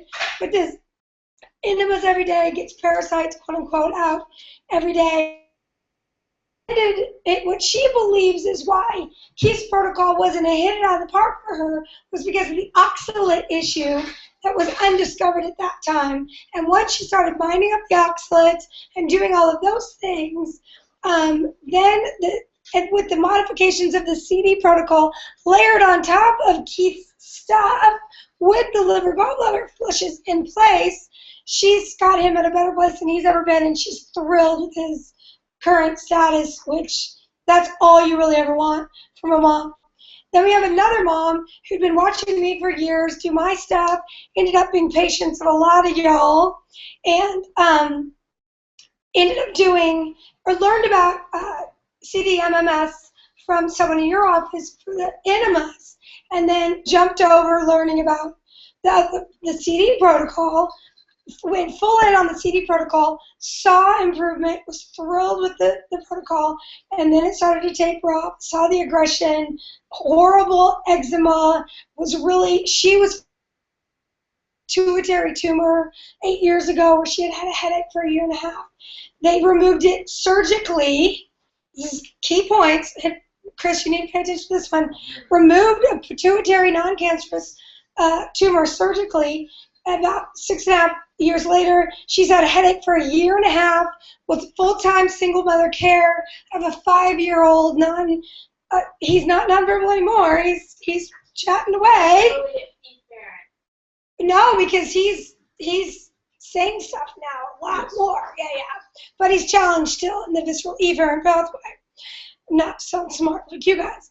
But she was at a real crossroads where she didn't feel like there was a lot left. She felt like she was been to all the big people, and she'd done the protocol, and it just wasn't going well. She had a headache for 1.5 years, brain fog, couldn't make applesauce. The kids started to go down the tubes, and she finally was on my group and was like, I put it out there. I said, let's troubleshoot somebody's protocol. I just wanted to instantly throw it out there because I knew they were having trouble, and they had to be able to anonymously say.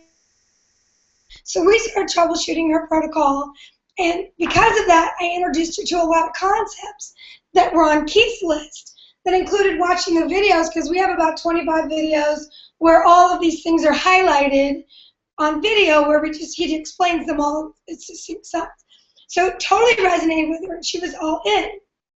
She had gotten all the products, hadn't done anything. We were at Autism One at the party when we were all having a good time, and she calls and she says, Dana, I'm on the way to ER.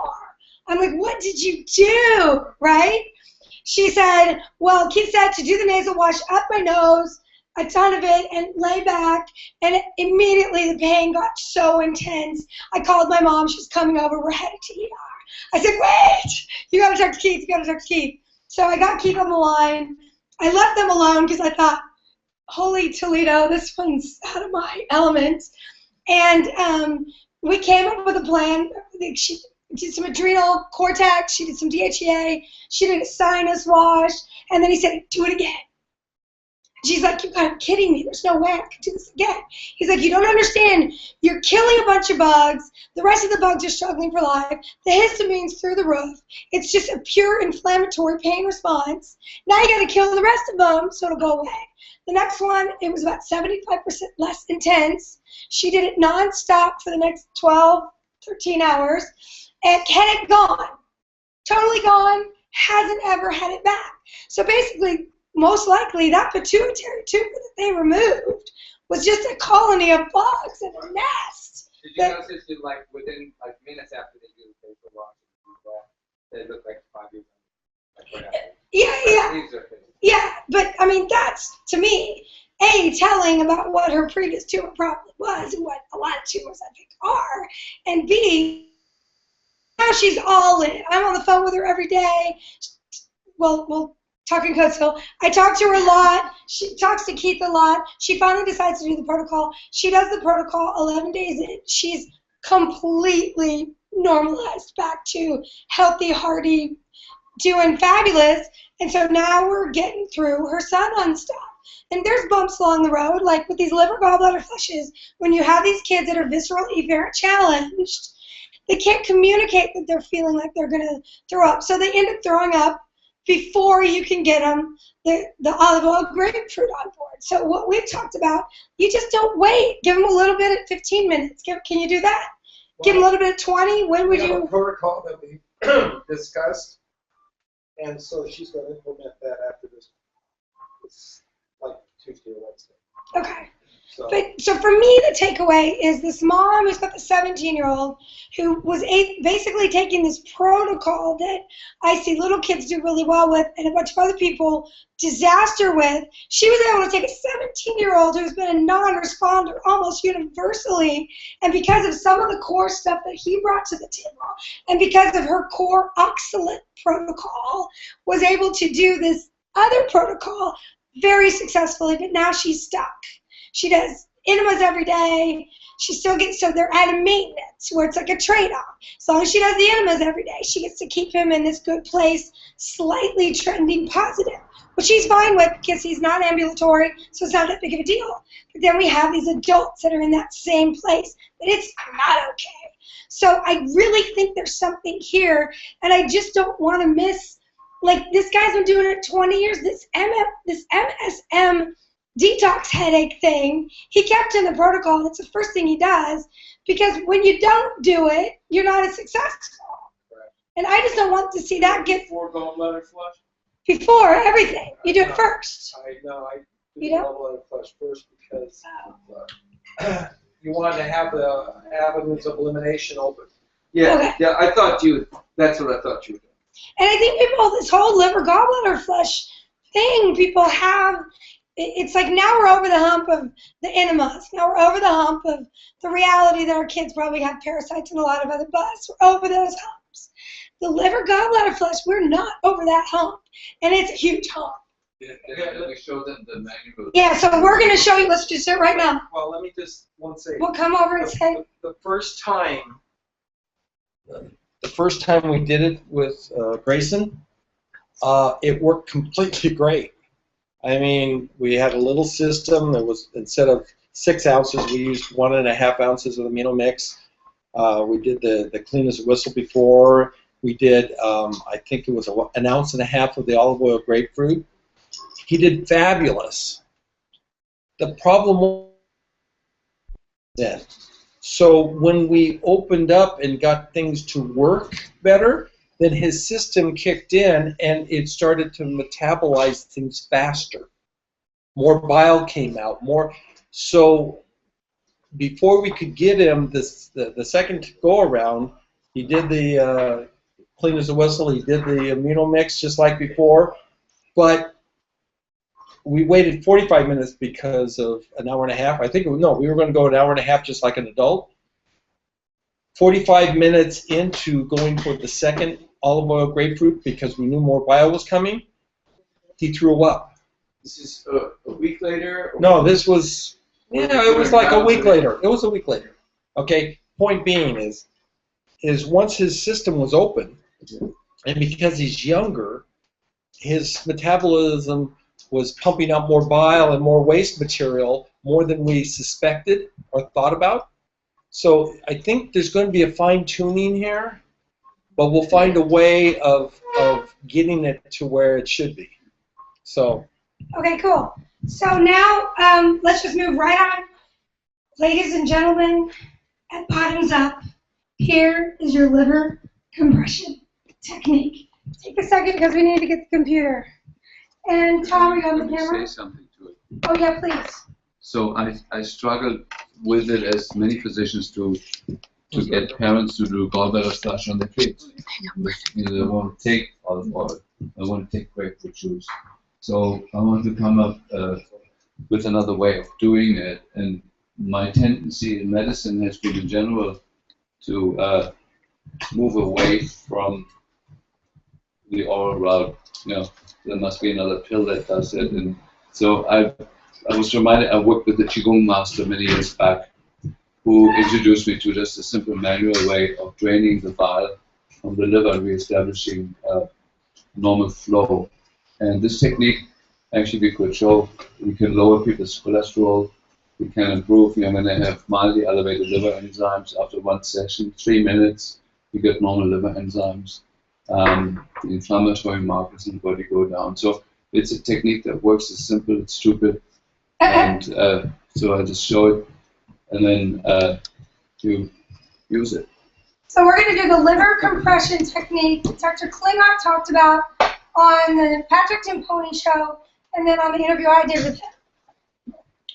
Oh. Talk to Lee's computer. No. Oh, a minute. Can somebody hold the maybe a little bit about the anatomy. I guess most people don't really know where the liver is, so here, put this on. Robert's coming. Hold the mic. Yeah, no, he just did that way. It's okay. It's on. This might be the biggest thing you learned at this entire summit.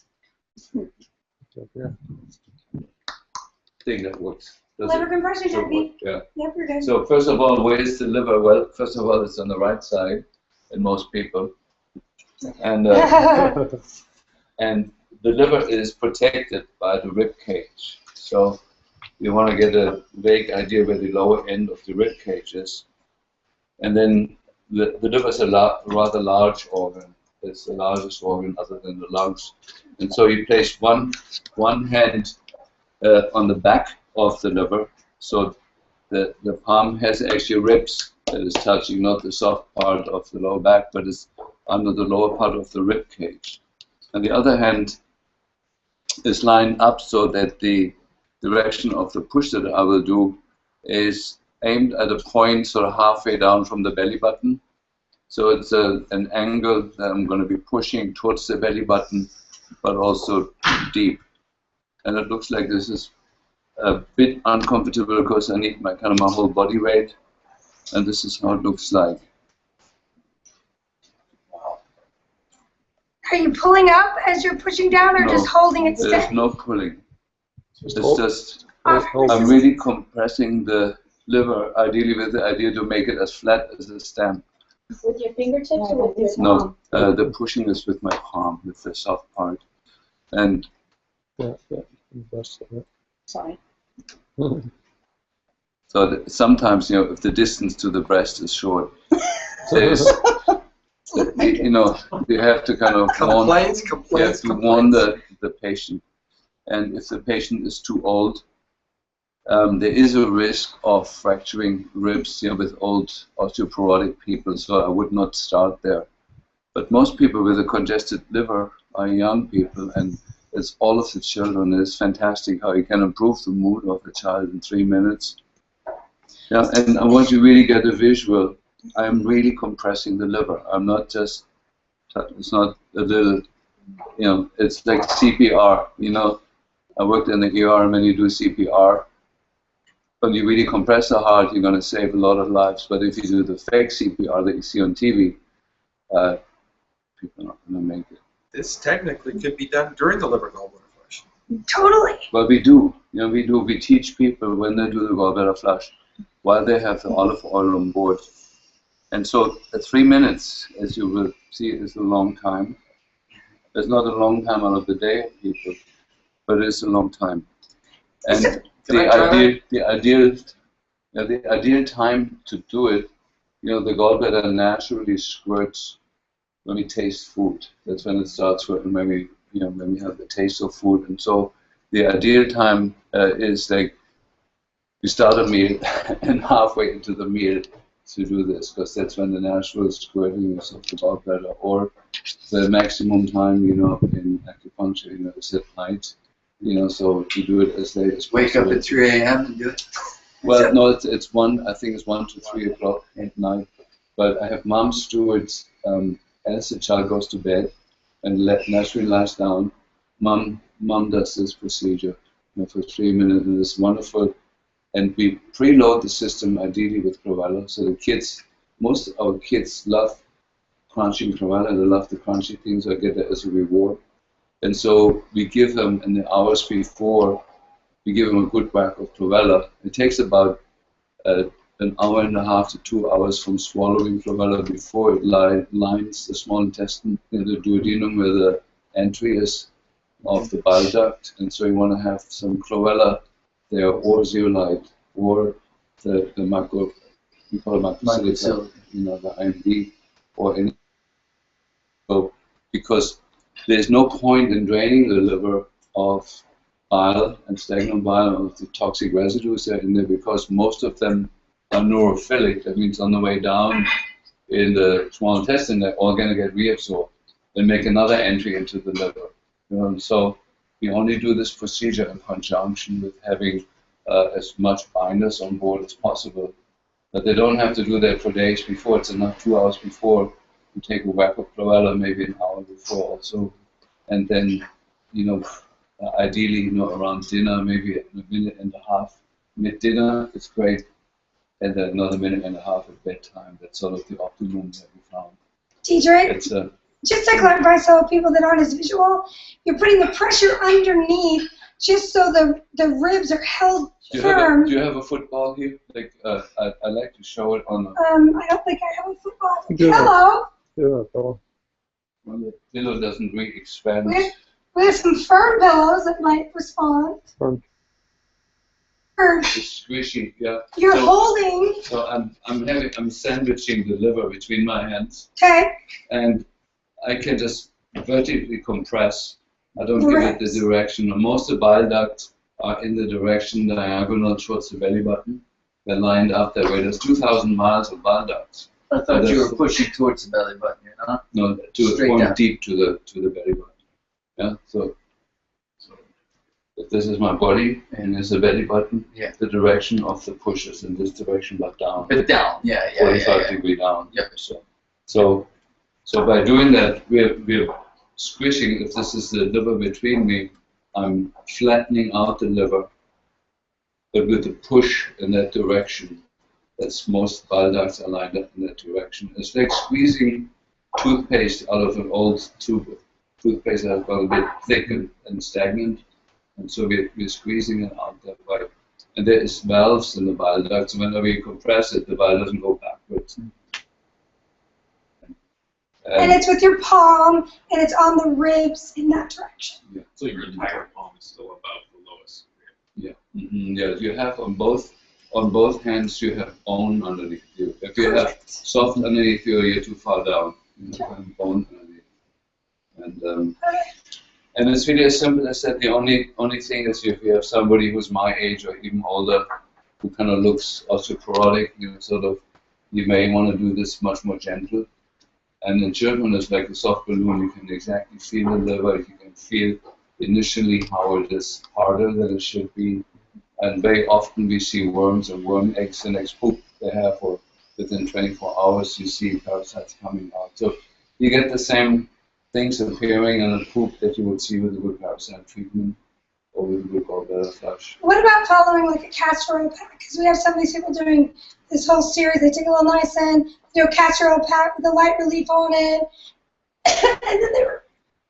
Well, I love coffee enemas in addition and castor oil packs.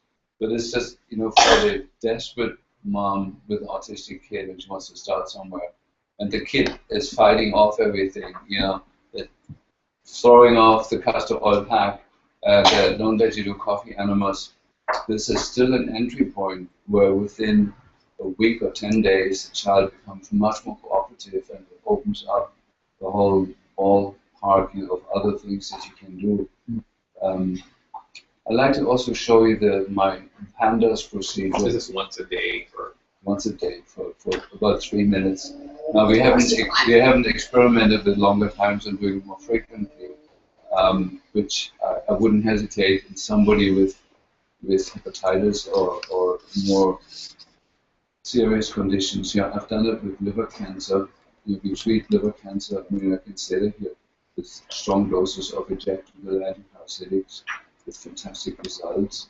And to get the uptake in the liver increase of the medicine, you do the same procedure because you're emptying it and it sucks in fresh blood into the liver cells and squeezes out stagnant bile and toxic bile on the other end. And so you can detox the liver that way for whatever the reason is.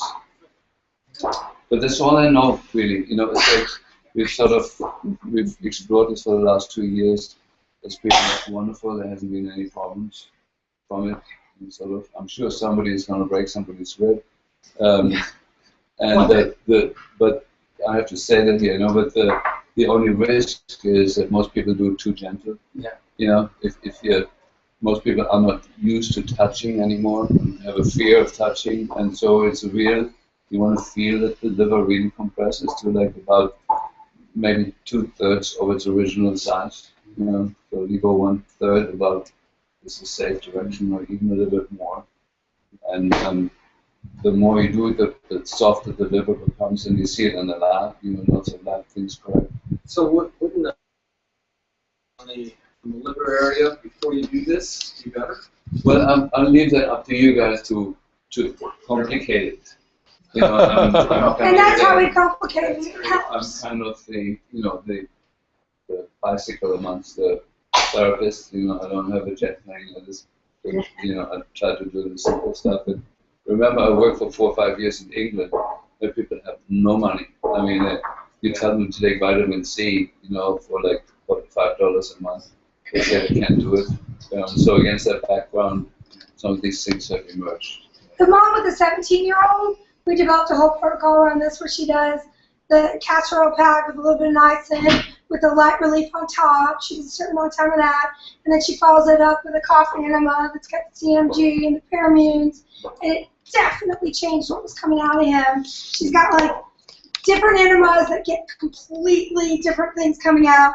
She has a liver gallbladder flush, she gets green chunk, they're all very different, and what that says to me is you need them all. And I have other things, I do the sphenopalatine ganglion block neurotherapy. It's directly energetically linked to the gallbladder meridian. It's a phenomenal thing to increase what comes out on the other end. But there's then all the other tricks that can't be learned by watching video. About pandas? You want pandas? Yeah, I want to show the pandas procedure. So how do we set that up? Is that a lay down? Stay here. Yeah. So just a little bit from an intellectual point of view, I think it was the first one, 15 years ago or so, where the autistic kid said, "But listen, these kids all have bad tonsils. They're not able to clear the tonsil is a real issue here." And we explored, Louisa Williams had this chronic tonsil thing, and we explored pretty much everything from acupuncture to homeopathy to chiropractor, to including null therapy, and have not found a way to really lastingly clear the tonsils.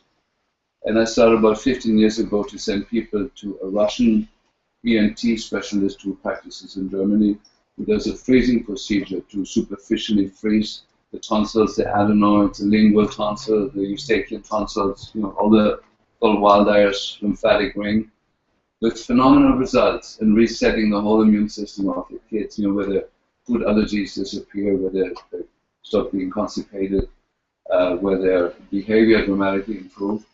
But it took usually 2 or 3 sessions, and they need to be spaced out, so they had to fly to Germany 2 or 3 times. And then we realized that the kids that actually had their tonsils taken out and then went to a freezing procedure did a lot better than the ones that only did the freezing. The tonsillectomy itself didn't do that much, but the tonsillectomy plus one freezing procedure was like a miracle for a lot of these kids. And that's when I started, looking at pandas and realized, so the government, for whatever reason, was after practitioners and universities investigating pandas. They shut down the labs wherever they could that were making the diagnosis of pandas. Roshani was one of them, and there were others. And so I realized that I was in uncomfortable territory, and I didn't talk much about it. And then, as you mentioned, recently, panda stands, for pediatric autoimmune neurological disorder associated with strep. So there was the uncomfortable strep word in there. And many of the pandas' symptoms are identical to the symptoms that we have listed under autism. They have the tics, they have the obsessive compulsive behavior, they have seizures, they have things. And so it's believed to be a cross reaction, the immune system looking for strep, trying to attack it, and then instead attacks membranes in the brain that look like strep. And then recently it was discovered that also people that have Borrelia or Bartonella infections, they can also live in the tonsil tissue and cause the same syndrome. And then the word pandas didn't fit anymore. And so they expanded the diagnosis, including other bugs. It's now called PANS, P-A-N-S. Don't know what that stands for. Pediatric autoimmune neuropsychiatric syndrome. Neuropsychiatric syndrome. Yeah. And so the only treatment I found in conventional medicine offered to these people is IVIG, the cost of $6,000 a month, with very poor results. There's really not much there. And again, we tried the homeopathy, we tried other things. And so we do, if we can, we get the tonsils taken out. We found several ENT physicians in the country that are willing now to do that. We have, in Seattle, we have one woman, she's about my age. She has a severely autistic son who's in his 30s now. And she knows, and she is an ENT doctor. And she never took his tonsils out, even though they were bad throughout his life. And then eventually, after she saw my patients coming through and saw them dramatically improving, took his tonsils out, and even though he was over 30 years old, had dramatic improvements in his autistic behaviors and sleep, the way he was doing. And so, I just wanted to say, so we've been dealing with the tonsils for a long time. And neurotherapy, we inject them. I started about 15 years ago to inject them with ozone, where we saw better results, by putting procaine in there, numbing it, and then injecting the hell out of it with ozone many times, to kill the bugs, to clean the area up, to break up scar tissue. And then we realized after the tonsil injections, we always had trouble in the lower neck, and we started doing some lymph drainage massage. And then we found out a few parents, we taught them how to do lymph drainage. Did the lymph drainage without taking the tonsils out, without ever having it injected, and realized they had dramatic results in the behaviors and brain stuff just by then doing lymph drainage on the neck. But the lymph drainage, again, is something not Dr. Fodder's gentle lymph drainage, but it's again something I learned from the same Qigong master who did that on me, and that lymph drainage, I was screaming. That was so painful. And I'm going to show you how that goes. You don't have to go. She gonna scream? No, she's too proud. She's Sardinian. She's Sardinian. Different genes. So I mean, I first show you how to do it yourself, because we teach all the grown-ups now to do. We have people with migraines go away with it. We have the eyesight improve, tinnitus go away, the hearing come back. It's very dramatic. And so here's how it looks. So the main lymph node, the way the brain drains, so the brain has its own lymphatic system, collection system at the base of the brain, and it filtrates through the cribriform plate, which is sort of somewhere deep to here. And then the stream of the lymph goes to the adenoids.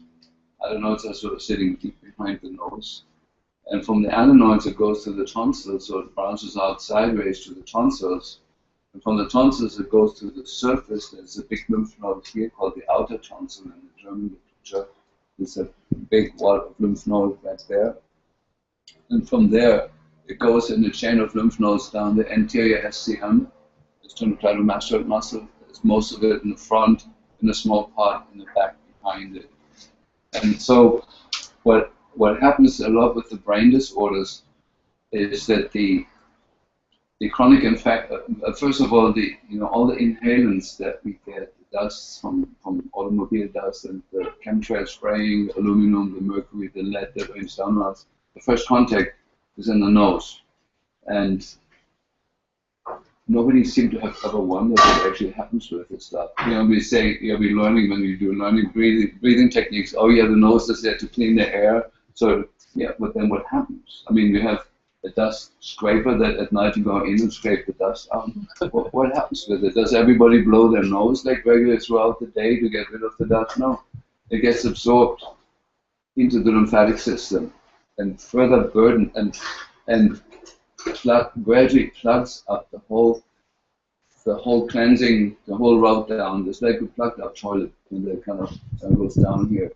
And the unfortunate thing is that the metabolic waste that the brain has, especially when the brain deals with chronic infections and heavy metals, the blood-brain barrier is a problem in both directions. The brain cannot shove out things across the blood-brain barrier because it's a barrier in both directions. And the brain has only two ways of detoxing stuff that accumulates. One is through the lymphatics, and the other one is down the cranial nerves. Cranial nerves hang like a couple of tubes down from the brain, and the brain shoves down mercury and lead down the cranial nerves. That's why, where the cranial nerves end, in sinuses, and ears, eyes, the throat, we get inflamed and toxic, and we can actually scrape the mercury off there sometimes. We used to do that, before we could scrape mercury off the tonsils when we were in that phase of detox of the brain. We could see from the brainstem the mercury actually coming forward in the glossopharyngeal nerve to the tonsil. We could actually take swabs there, and there was mercury there every day, after triggering the detox. And so, by clearing the lymphatics, we allow the brain, that there's a more constant stream of toxic stuff from the brain, and it clears the brain tremendously. And so, there's a significant group of lymph nodes that goes under the mandible, and then down here. And so, at first, the trick is to work against the direction where the lymph flow goes, because there's valves, and the valves should only open one way and then close the other way, but the valves are all stuck and leaky. And so what we do by working against it, you're actually pushing the valves against there, where they should be closing, and often they're not. And you're moving the crud forth and back across leaky valves. So you first work against the direction of the stream, and then with the stream. And so when you do yourself, you start with your thumb here at the angle of the jaw, and you're pushing outward against the ramus of the mandible. And what you're doing that way, basically, you're taking the lymph chain that's there, nailing it against the bone, and using that as your point to press against. And it's a strong pressure, and you work your way forward all the way to the chin. And you feel like sort of deep in there, dig deep up and outward, and you feel where the kind of spots are. But the amazing thing, you do this 2-3 days and it no longer hurts. This lymphatic clears so quicker than anything you've ever seen. And then you get to the angle of the jaw here where the gold is at. And then you have to shift direction, and so I shift with my hand and use my middle finger largely. And then you have to bend your head a little bit to relax the tissues. And you walk, you dig deep into it and nail the lymphatic chain against your spine, against the vertebrae. And what you have under your finger there is not just the lymphatics, but parallel with the lymphatics travel also the autonomic nervous fibers from the sympathetic nervous system, and you got the vagus nerve underneath there. Sometimes you catch the phrenic nerve. And so, and you work that system, and you work in both directions. I like to first work it upstream for a few rounds, always staying on the painful parts and doing little circles, and then working it downstream. So at the end, the final is you work this forward, both sides at the same time.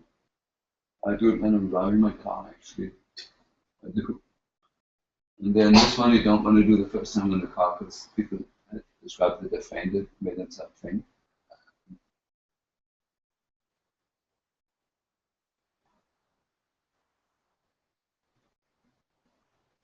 And you work this down. And again, I don't like people to spend more than 3 minutes a day on this. It's a powerful brain clearing technique that allows us, where we see things that we haven't seen before, you know. So I use it primarily, you know, for all migraine patients. So far, it has worked on every one of them. Sometimes it takes 2 or 3 sessions before they, you know, but the cure seems to be permanent. And we have one kid with seizures who no longer has seizures from doing it. What happened? Most people describe it. It's just like having peppermint in the brain, you know, that's like a freshening of the brain that they experience. And so when I do it on a patient, you lie down. I just want to show this briefly. So on a patient, I do the exact same thing. I use my middle finger. I stand across from the side that I'm treating, and I feel the tissue, and also watch the pain response, you know, of course, in the patient, and work it one way and then back the other, where we do more like shoving movements like this, pushing it backwards. Yeah, and at first it's painful when you have infections there. When you have, what do you think, Daniela? When you have infections or toxins, it's painful. But really within 2 or 3 days, it goes down 80%. And then people are encouraged to do it only to check once a day. If it's getting painful again, okay, do it again this time again. And then working it down next to the breathing pipe, I like to first move it upstream against the stream.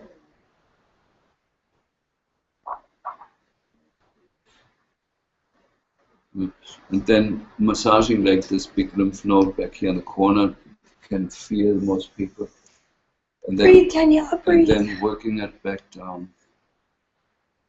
Yeah. And I'm really against the vertebrae. I learned that from doing stellate ganglion blocks. I can push the tissues with my hand to the bone, and I can do with a 30 gauge half-inch needle. I can do stellate ganglion block. That rocks. Yeah. You like that a little too much. Yeah, this is the stellate ganglion. Yes, the soft squishy tissue down here, just below the thyroid. Most people's thyroid function improves, so you have to watch out for that.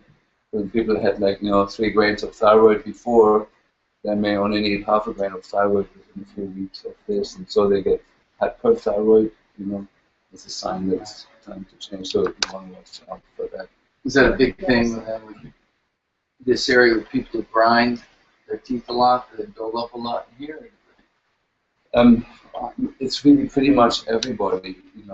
Everybody who breathes has the dust particles traveling down there, and has a stuck system. And this has never been a time before in human development where there was so much dust pollution, and so it gets hung up down here. And we saw cavitations, and the teeth kind of heal spontaneously after doing this.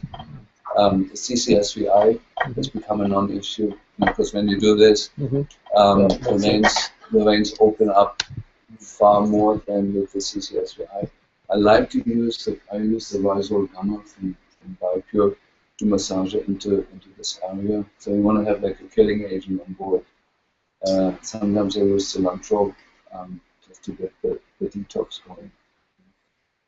But then these are powerful techniques that really have changed my life. Lee was the first one who turned me onto the key method, by actually using the simple touch methods where we can move so much in people. And these are two techniques that pretty much everyone needs. There's a few other techniques I think I'm not gonna show you now. I think these two are number one. And everybody should be using those. Since we did a couple techniques and Lee keeps bugging me with this technique he thinks I need so much, the one with the digestion, is that a good one to show people? Oh, for TKM? Yeah. Yeah. I'll do that real fast. No, you're going to stay there, Danielle. He's going to come do it on you. You're such a much... Yeah. You look so good down there. I'm not going to hurt you like you did. I'm not mean. So is Dr. Lee Cowden, and describe this technique. Yeah. And then we're done. Yeah, when you're using TKM, you're TKM, what is that?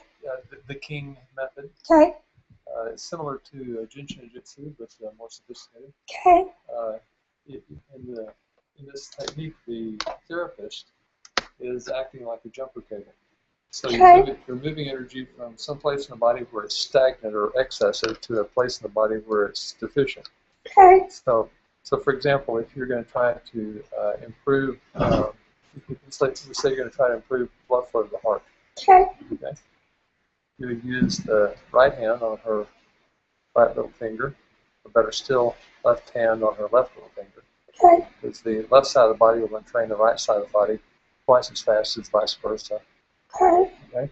The other hand goes back here on her T5 vertebra, which is right between her shoulder blade. Okay. So this is just holding these points to allow the energy to dissipate from her heart meridian, which is right here on this finger, on the part of the little finger that almost touches her ring finger. And we're putting the energy back into her heart indirectly by touching the backside. And if she wanted to do something to help her on digestion, for example, she could do this herself. She can grab this and this, like that. What's she doing? She's going to do this. She's too stiff to do that. She's going to, with her right hand, she's going to do what I'm doing right now. Relax your whole hand. Relax your hand. Okay. Now, do that. So you're just holding the second finger and the thumb together with the other hand. Yeah. So when she does this, then this addresses she's holding her nervous system meridian in Chinese and German medicine. She's holding her neurotransmitter pathway, which is on the palm surface of the index finger. She's holding the lymphatic system, which is over here. She's holding the digit that's most strongly associated with fear, which is her index finger. She's holding the thumb, which is most strongly associated with the emotion of worry. And the thumb is also associated with stomach, even though the stomach is on her feet. Primary meridian is on the feet. The secondary pathway for stomach is on the thumb. Okay, so doing this will help your digestion, help improve your production of hydrochloric acid, the production of mucus in the lining of the stomach, reduce the sympathetic overdrive that you have at the beginning of a meal. So the best time to do this is right before the meal for about 4 minutes, and also right before the bedtime, because when you're trying to go to sleep, you don't want to be in a sympathetic overdrive state, which would be, this meridian here on fire and this meridian down here on fire. When you do this, what's happening, you're doing this yourself, the energy that's excessive here and here is getting dissipated into all of these pathways. There's a pathway on the palm surface of every one of these digits. The Chinese distilled it down into 12 pathways, but really there's 20 on each side of the body, 40 altogether, besides the conception dust on the front, the governor dust on the back. I can't hold this computer much longer, so. Okay, that's enough. No, it's good. Yeah. So if you need to poop now, we totally get it. We come with you. Oh, now let's not go to bottoms up, shall we? Okay, so I think that should be it for now. Any final words for this one? You still need to present, so you got to say something. Yes, we're taking a break. Bye, unless you want to eat lunch with us. Sorry. See you soon. Oh, dinner. She isn't ready yet.